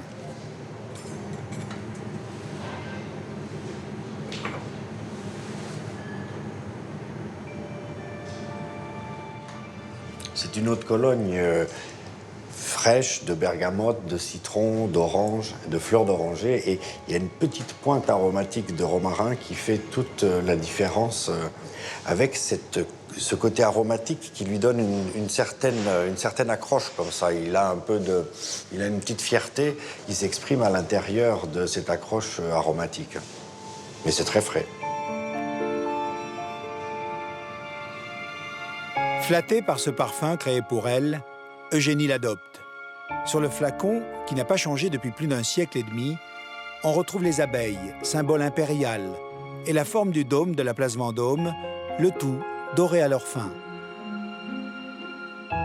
J'imagine que ça lui a plu énormément puisque Pierre-François Pascal Guerlain a reçu le brevet de parfumeur officiel de Sa Majesté. Ce qui a eu pour effet aussi de lui ouvrir toutes les portes des cours européennes et il est devenu un parfumeur européen connu et reconnu.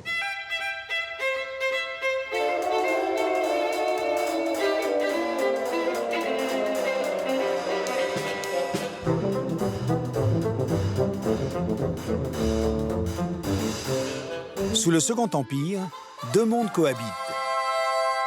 Celui de l'impératrice Eugénie, de la cour et du goût officiel, et celui des demi-mondaines, très en vogue sous Napoléon III. Ces femmes, qu'on appelle des cocottes, sont des prostituées de luxe connues pour ruiner leurs riches amants en dépenses somptuaires. Jouant de leur charme, elles séduisent artistes et hommes influents.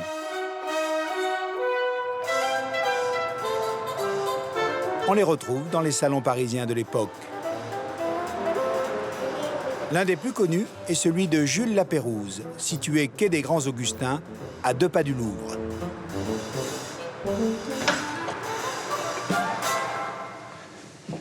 Lapérouse, sous le Second Empire, c'est le lieu privilégié des rencontres galantes. Ici se retrouvaient à la fois à l'époque tous les intellectuels, les hommes politiques, les hommes d'affaires et bien sûr les fameuses cocottes, ces femmes aux mœurs légères. Ils avaient à leur disposition toute une série de petits salons qui protégeaient leur intimité. Il y en a un parmi ces salons que je voudrais vous faire découvrir. C'est celui qui est baptisé le Salon des sénateurs. Il est particulièrement intéressant.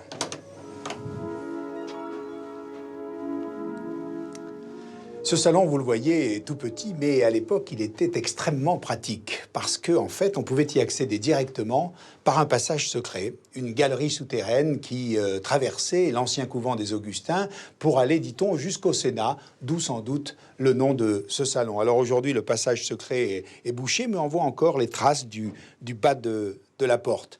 Alors ces cocottes, c'était de véritables femmes d'affaires.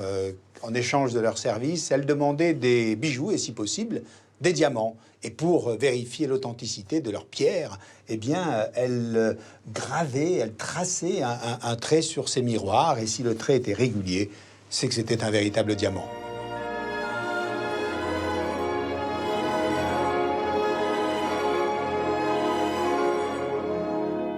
Intelligentes et calculatrices, les cocottes mènent grand train. L'une des plus célèbres s'appelle la Païva. De son vrai nom, Thérèse Lachmann, la Païva est d'origine russe. Elle épouse un comte fortuné qui lui offre un hôtel particulier situé sur la plus belle avenue du monde, les Champs-Élysées. Cette réussite place la Païva tout en haut de la hiérarchie des cocottes.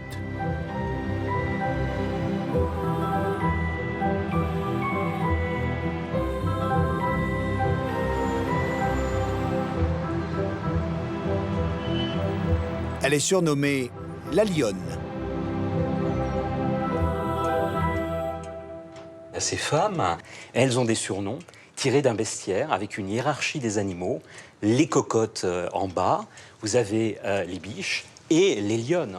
Nous sommes ici dans la salle à manger de la Païva, où elle recevait ses invités. Vous voyez qu'elle affichait ses couleurs sur le manteau de cette cheminée, de superbes lionnes. La Païva assume totalement son statut de femme arrivée, qui a réussi, par ses charmes, ses propres moyens, à gravir les différents échelons de la société. Grâce à ses charmes, la Païva est donc sortie de la misère. Et sa réussite, elle l'affiche haut et fort. Dans cet hôtel particulier, les plus beaux matériaux sont utilisés. L'escalier est en onyx. Dans la salle de bain, une baignoire unique, tapissée de bronze argenté et équipée de 3 robinets dont l'un servait, disait-on, pour le champagne ou le lait d'ânesse.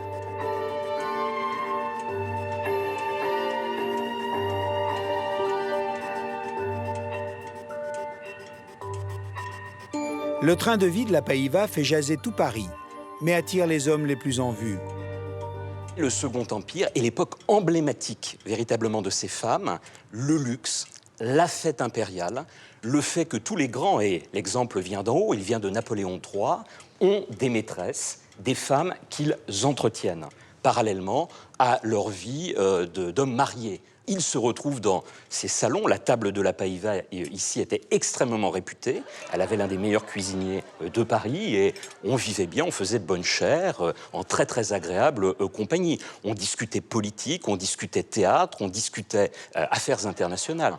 Donc on retrouve le tout Paris de l'Académie française, de la plus grande littérature, du théâtre, dans ces salons. Un Émile Augier, un Théophile Gautier, les frères Goncourt ont fréquenté cet hôtel particulier. Soupçonnée d'espionnage, la Païva a dû quitter la France après le Second Empire. Ces statues, pour lesquelles elle a servi de modèle, nous aident à imaginer à quoi elle ressemblait.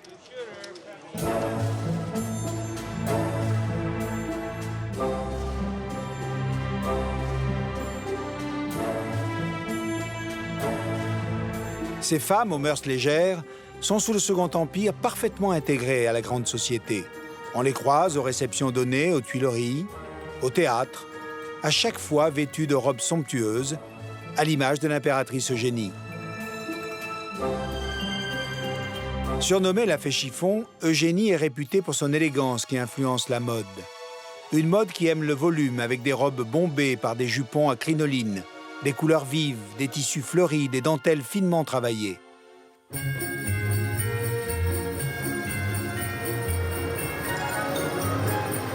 Une mode qui, grâce à la création des grands magasins comme le Bon Marché et le Printemps, descend dans la rue.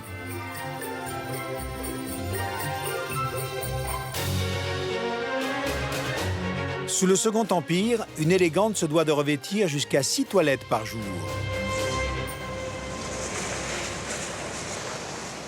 Dans les réserves du musée des arts décoratifs sont conservées des robes de l'époque. On a dit à l'époque que l'impératrice Eugénie était un personnage un peu frivole et qu'elle était passionnée par la mode, mais en fait, elle était très consciente de son rôle de représentation et elle parlait de ses robes comme ses tenues politiques. En fait, si elle s'habillait, c'était vraiment pour être dans ce rôle de représentation et pour lancer l'élégance, la mode française et les métiers du luxe, la soirée lyonnaise, la dentelle. Et voilà, de nombreux industriels ou fabricants lui ont offert des pièces, d'ailleurs, qu'elle portait.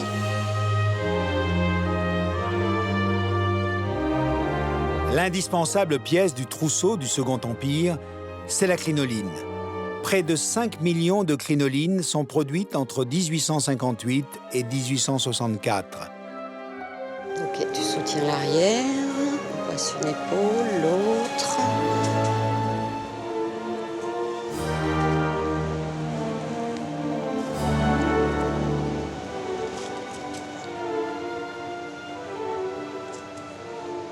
C'est vraiment une mode qui a été portée par toutes les couches de la société. Les ouvrières la portaient aussi, puisqu'elle était industrialisée, puisqu'on en trouvait de toutes les formes.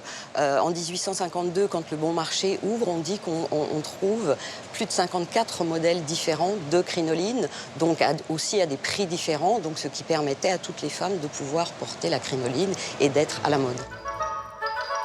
La taille exagérée des crinolines, qui peuvent atteindre parfois plusieurs mètres de circonférence, donne lieu à de nombreuses caricatures. On se moque de ces femmes qui, pour suivre la mode, ne peuvent même pas s'asseoir.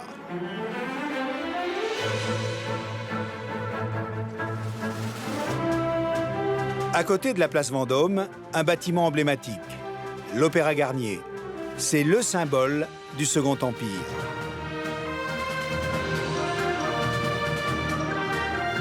Voulu par Napoléon III, il a été construit par un jeune architecte, Charles Garnier, totalement méconnu du grand public.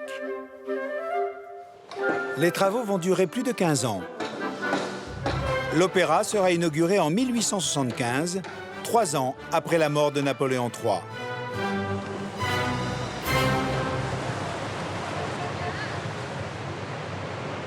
C'est ici que j'ai rendez-vous avec le couturier Christian Lacroix, l'un des créateurs les plus inspirés de notre époque. Bonjour messieurs, vous allez bien? Ça va?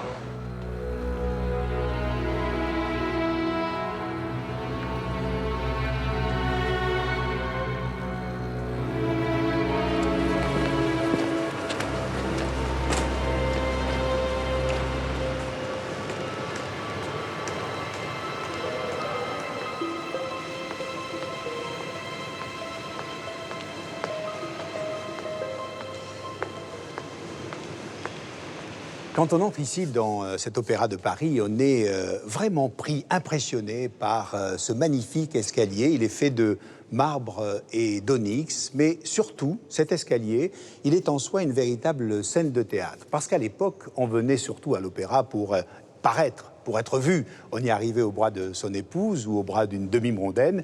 On y venait aussi pour voir les autres, voir le ballet de crinoline, d'où tous les balcons qui donnent sur cet escalier. Cet opéra de Paris, il a beaucoup servi de modèle au monde entier.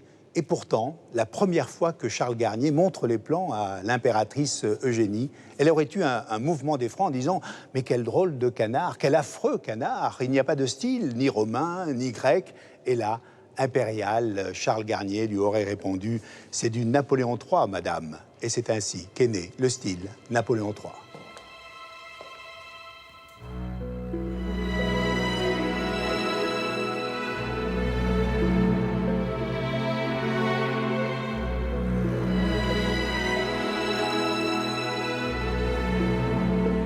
Christian Lacroix m'attend dans les ateliers de l'opéra.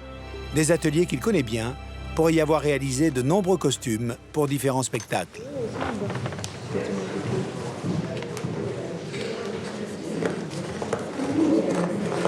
Patrick, là nous sommes dans une des plus formidables maisons de couture de Paris.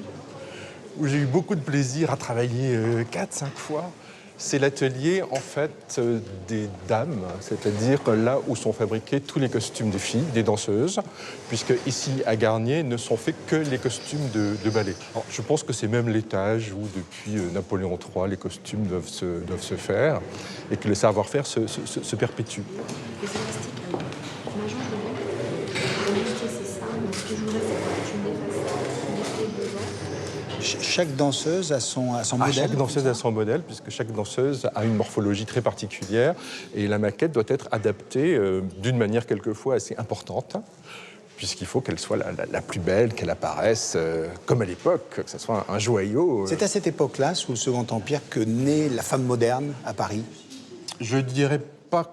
C'est presque le contraire pour moi. Alors expliquez-moi. Il y a tous les...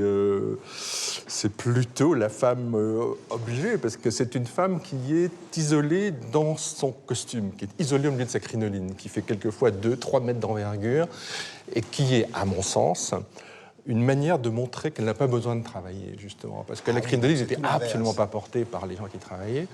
Et donc, il faut aussi penser que c'était la bourgeoisie qui avait pris le pouvoir. C'est le siècle de l'industrialisation, le siècle du capitalisme, hein, c'est les Rothschilds, etc. Et que ces femmes-là étaient un peu le faire-valoir de leurs époux. Et donc, comme des poupées, en fait, hein, et isolées dans cette... Alors, crinoline, à la base, ça vient du crin de cheval, puisque les premiers jupons au début du 19e étaient fabriqués en crin de cheval et avec un mélange de soie ou de coton. Et puis très vite, c'était pas assez, il fallait en rajouter.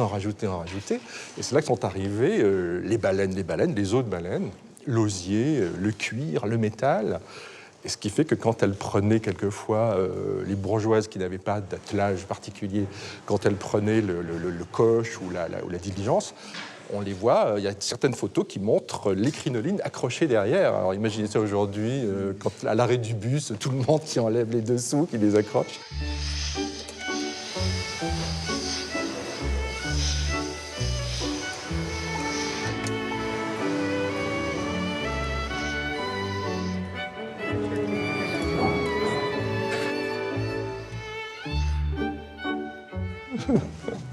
C'est l'atelier des garçons? Les garçons, et plus loin, il y a l'atelier des collants, parce que c'est important. Le lycra, c'est très compartimenté, là. Hein. Très compartimenté. Dans un costume, il y a 3 ateliers, plus les chapeaux, plus les bijoux. Mais là, on parle de bijoux, mais là, c'est le bijou de Garnier, c'est le central. Alors, j'espère que ça ne va pas sonner. Habituellement, quand on entre, ça sonne. C'est là que sont concentrés les costumes qui sont en train d'être présentés, d'être préparés, ou qui font partie du spectacle.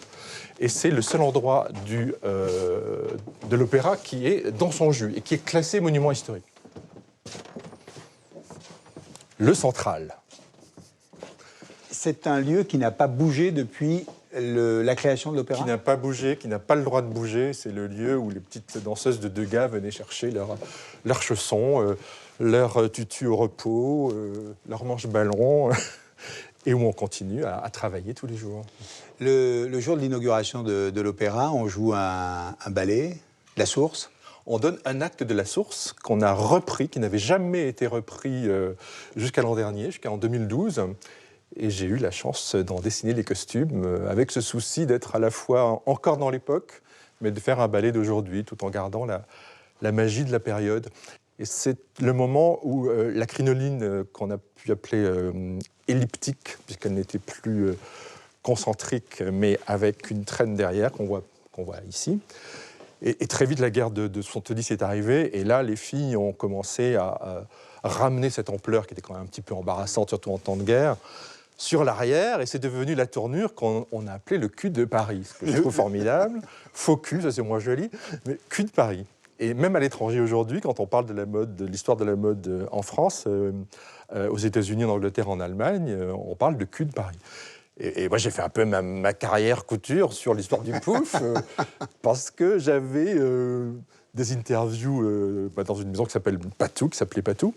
Et j'avais eu l'idée de prendre des gravures du 19e, justement, de la fin du 19e, de couper le bas, de faire de très jolies jambes de filles d'aujourd'hui, comme si elles étaient en mini-robe, mais de garder quand même le pouf, la tournure, le cul de Paris. Et c'est comme ça que ce qui m'est arrivé m'est arrivé. C'est une période qui a inspiré votre travail de créateur? Elle m'a inspiré aussi parce que un jour de pluie, un jeudi de pluie, dans le grenier de la maison familiale à Arles, chez ma grand-mère, j'ai découvert, relié, des numéros de la mode illustrée de 1860. Et là, ça m'a fasciné absolument. Et j'ai commencé à m'inspirer beaucoup et à découvrir des choses incroyables qui étaient beaucoup plus spectaculaires que ce qu'on pouvait connaître, même si les années 60 étaient elles-mêmes un peu impressionnées, un peu inspirées avec les jupes très gonflées des filles de ce moment-là.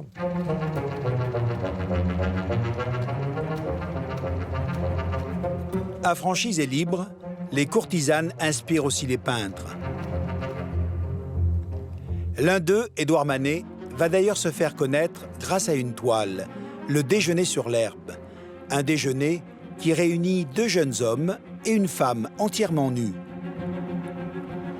Ce tableau fait partie d'un salon qu'on appelle Salon des Refusés et qui se tient en 1863 à l'initiative de Napoléon III. Ce salon regroupe les œuvres recalées par l'Académie des Beaux-Arts et suscite le courroux de la critique officielle.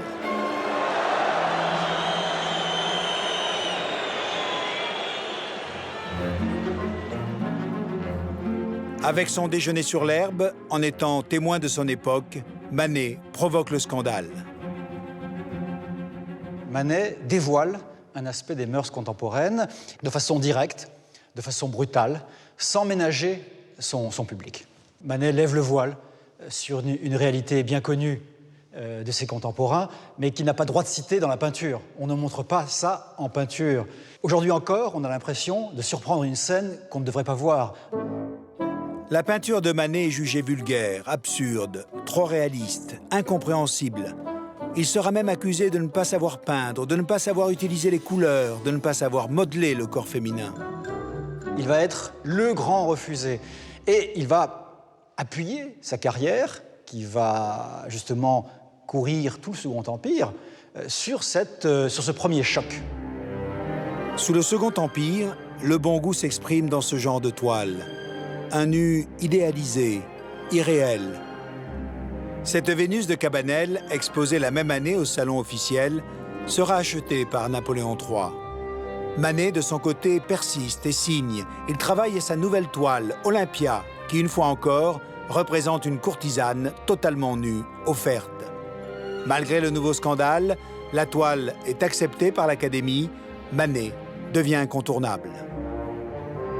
Si Olympia dérange autant en 1865, c'est que ce tableau fait de nous le client de cette jeune personne qui dévoile sans la moindre pudeur ses appas. Le scandale d'Olympia, ce n'est pas d'avoir montré un nu féminin, mais une femme déshabillée. Et une femme de petite vertu. Une femme qui vend ses charmes.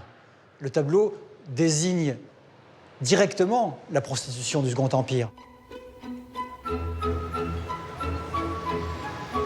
Les mœurs légères du Second Empire vont aussi influencer le théâtre. De nombreuses salles somptueusement décorées sont construites.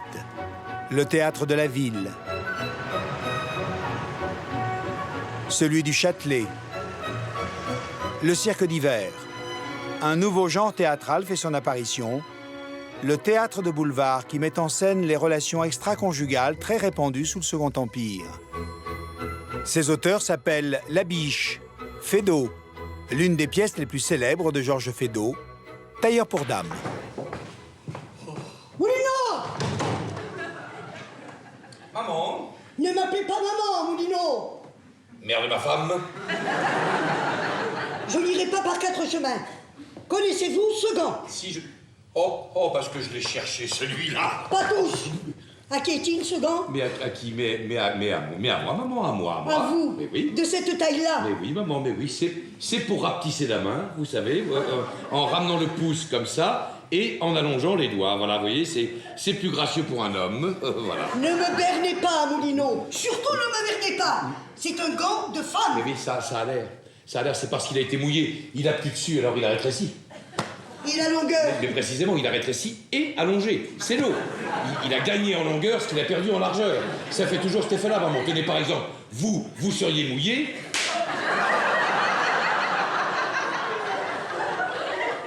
C'est marqué 6,5 9,5. Non, 9,5, 9,5. C'est l'eau qui a retourné le chiffre, maman. Oh, vous me prenez pour une bête. Non, pas tant, maman, pas tant. Oh, maman, voulez-vous que je vous dise? Vous vous conduisez comme un débauché. Moi? Vous passez les nuits dehors et l'on trouve des gants de femme dans votre poche. C'est l'humidité, maman. Ah, si vous trompiez mon enfant, je serais une louve. Mais permettez. N'oubliez jamais que vous êtes mariés. Elle m'ennuie, la louve. Que vous nous avez juré fidélité. Ne permettez pas à vous. Vous savez que d'après le code, la femme doit suivre son mari. Par conséquent, nous vous suivrons. Non, pardon, le code dit la femme, pas la belle-mère. C'est qu'il n'y a pas pensé. Oh!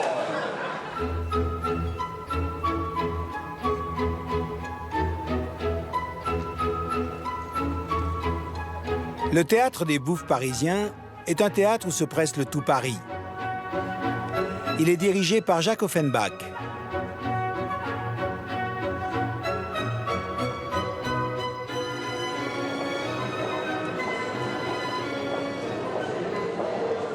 Le théâtre donne sur le passage Choiseul.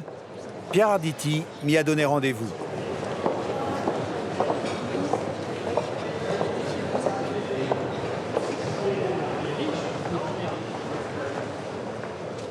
Pierre Arditi, ce passage Choiseul, c'est un des passages les plus longs de Paris. De Paris. C'est un des rescapés de cette époque du Second Empire. C'est un charme fou. Un charme fou, et il n'est pas le seul, hein, il y en a beaucoup, puisque j'ai appris il n'y a pas très longtemps qu'il y en avait 17 des passages à Paris. Et c'est une manière de traverser la ville qui est tout à fait originale. D'ailleurs, je conseille vivement aux gens, un jour, de prendre leur journée comme ça, de prendre un plan et d'aller se taper les 17 passages parisiens, qui sont tous très différents d'ailleurs. C'est une très très jolie manière de regarder la ville autrement. Ce passage, il n'est pas très loin des grands boulevards parisiens. Oui. Et les grands boulevards, c'était au Second Empire la naissance du théâtre. C'était le théâtre. Alors il y avait le boulevard du Crime, qui est un peu moins près d'ici, qui est le boulevard du Temple, c'est-à-dire là où il y a le théâtre de la Porte-Saint-Martin, le théâtre de la Renaissance. Pourquoi s'appelait-il le boulevard du Crime? Pas parce qu'il était un lieu insécurisé, simplement parce qu'on y donnait des représentations d'un théâtre qui naviguait entre le roman policier et le théâtre dit d'horreur, si vous voulez, avec le sang, les haches, un peu comme le Grand Guignol, qui d'ailleurs ne se trouvait pas sur le boulevard du Crime. Et puis, il y avait le boulevard, les boulevards, ce qu'on a fini par appeler les théâtres de boulevard, et qui était simplement là une appellation géographique. C'est parce que ces théâtres-là étaient sur les boulevards. Voilà. Ce passage Choiseul donne directement sur le théâtre des Bouffes parisiens. Oui. Et ça, c'est un théâtre qui a marqué votre carrière. Ah oui, très profondément. Très profondément. C'est là que j'ai recréé le Tailleur pour dames de Georges Feydeau en 1980, à la fin de 1984, monté par Bernard Murat, et ça a été un très grand succès. C'est ce qui m'a sans doute mis le pied à l'étrier d'une reconnaissance plus populaire que je n'avais pas encore. On pousse la porte? Et comment qu'on la pousse?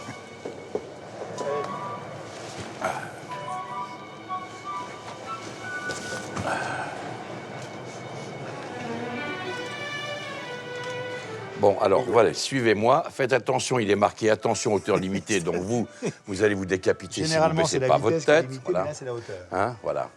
Alors là, voilà, moi je reviens sur les lieux de mes crimes, et mes crimes, je les perpètre au théâtre, bien entendu.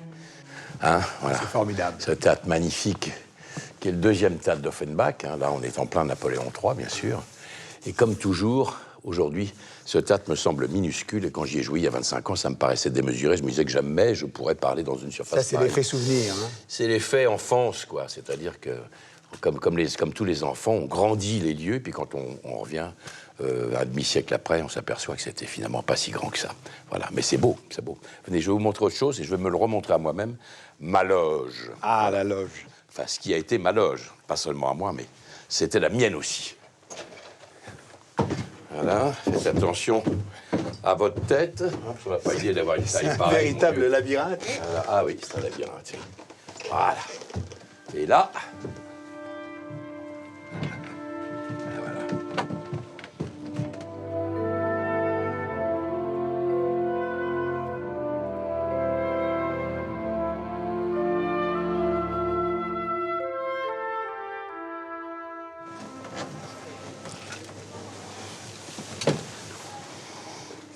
Non, c'est marrant parce que, à la fois, c'est la même chose, hein, la géographie est la même, je reconnais tout, et en même temps, je ne reconnais rien, mais encore une fois, c'est normal, une loge est une éponge, et ça épouse les formes de celui qui était là en dernier. Mais c'est très bouleversant, parce qu'évidemment, si je j'échappe un peu votre regard que je garde derrière sur ce canapé. Je vois mon fantôme d'homme plus jeune qui me regarde. C'est ça qui est emmerdant avec les acteurs, c'est qu'ils sont sans cesse confrontés à ce qu'ils ont été. Alors, il y a des moments où la comparaison est délicate. Quand je regarde cette photo, je me dis quand même que j'étais évidemment mieux il y a 20 ans que maintenant. C'est la vie, hein, voilà, c'est comme ça.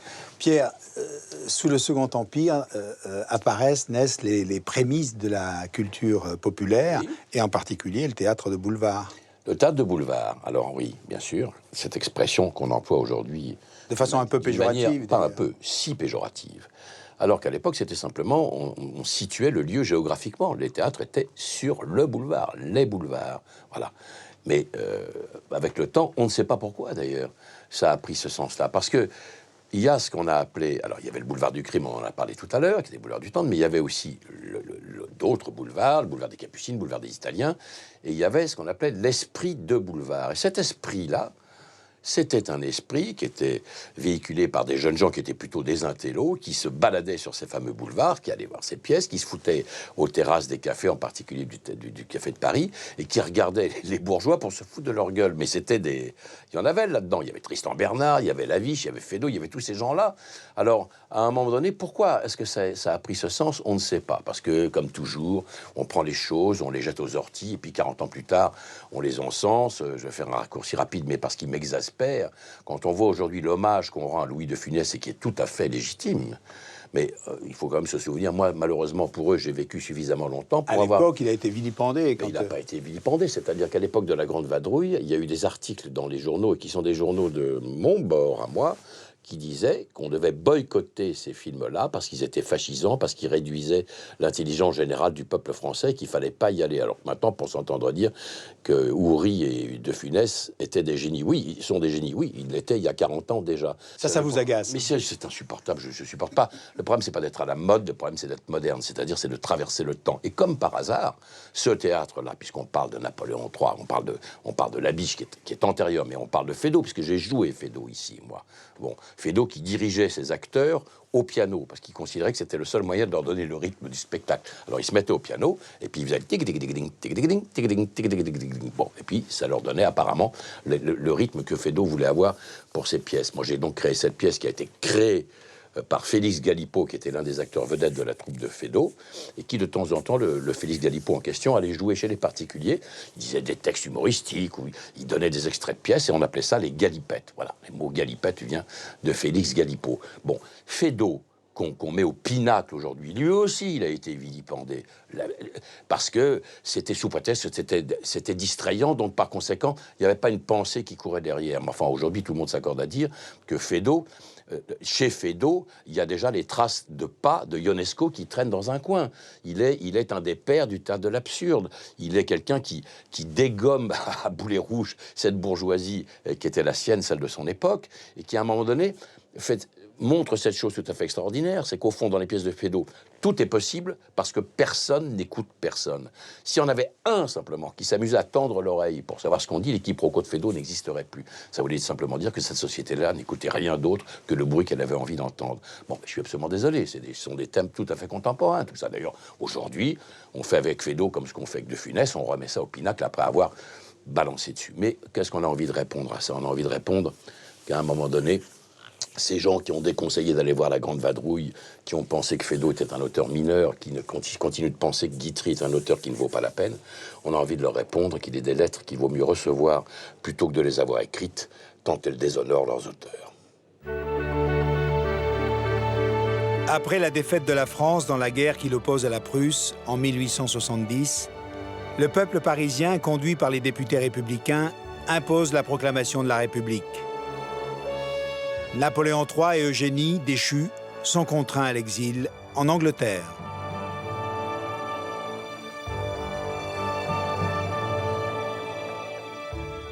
Quelques mois avant le décès de Napoléon III, a lieu à Londres une très grande vente aux enchères avec un intitulé énigmatique « Vente aux enchères de magnifiques joyaux appartenant à une dame de qualité ». Et la rumeur laisse entendre que ce sont les bijoux de l'impératrice Eugénie. Alors une foule immense se presse dans la salle des ventes. Le fruit de cette vente est considérable et permet au couple impérial de faire face aux nécessités de l'exil. En 1920, quand meurt Eugénie, elle laisse quelques bijoux qu'elle avait pu conserver et qui sont dispersés à travers l'Europe. Aujourd'hui encore, ces bijoux font rêver le monde entier. Ne dit-on pas que les diamants sont éternels? Voilà, ainsi se termine ce numéro du Grand Tour, mais le voyage continue. À bientôt, c'est par la fin que tout commence.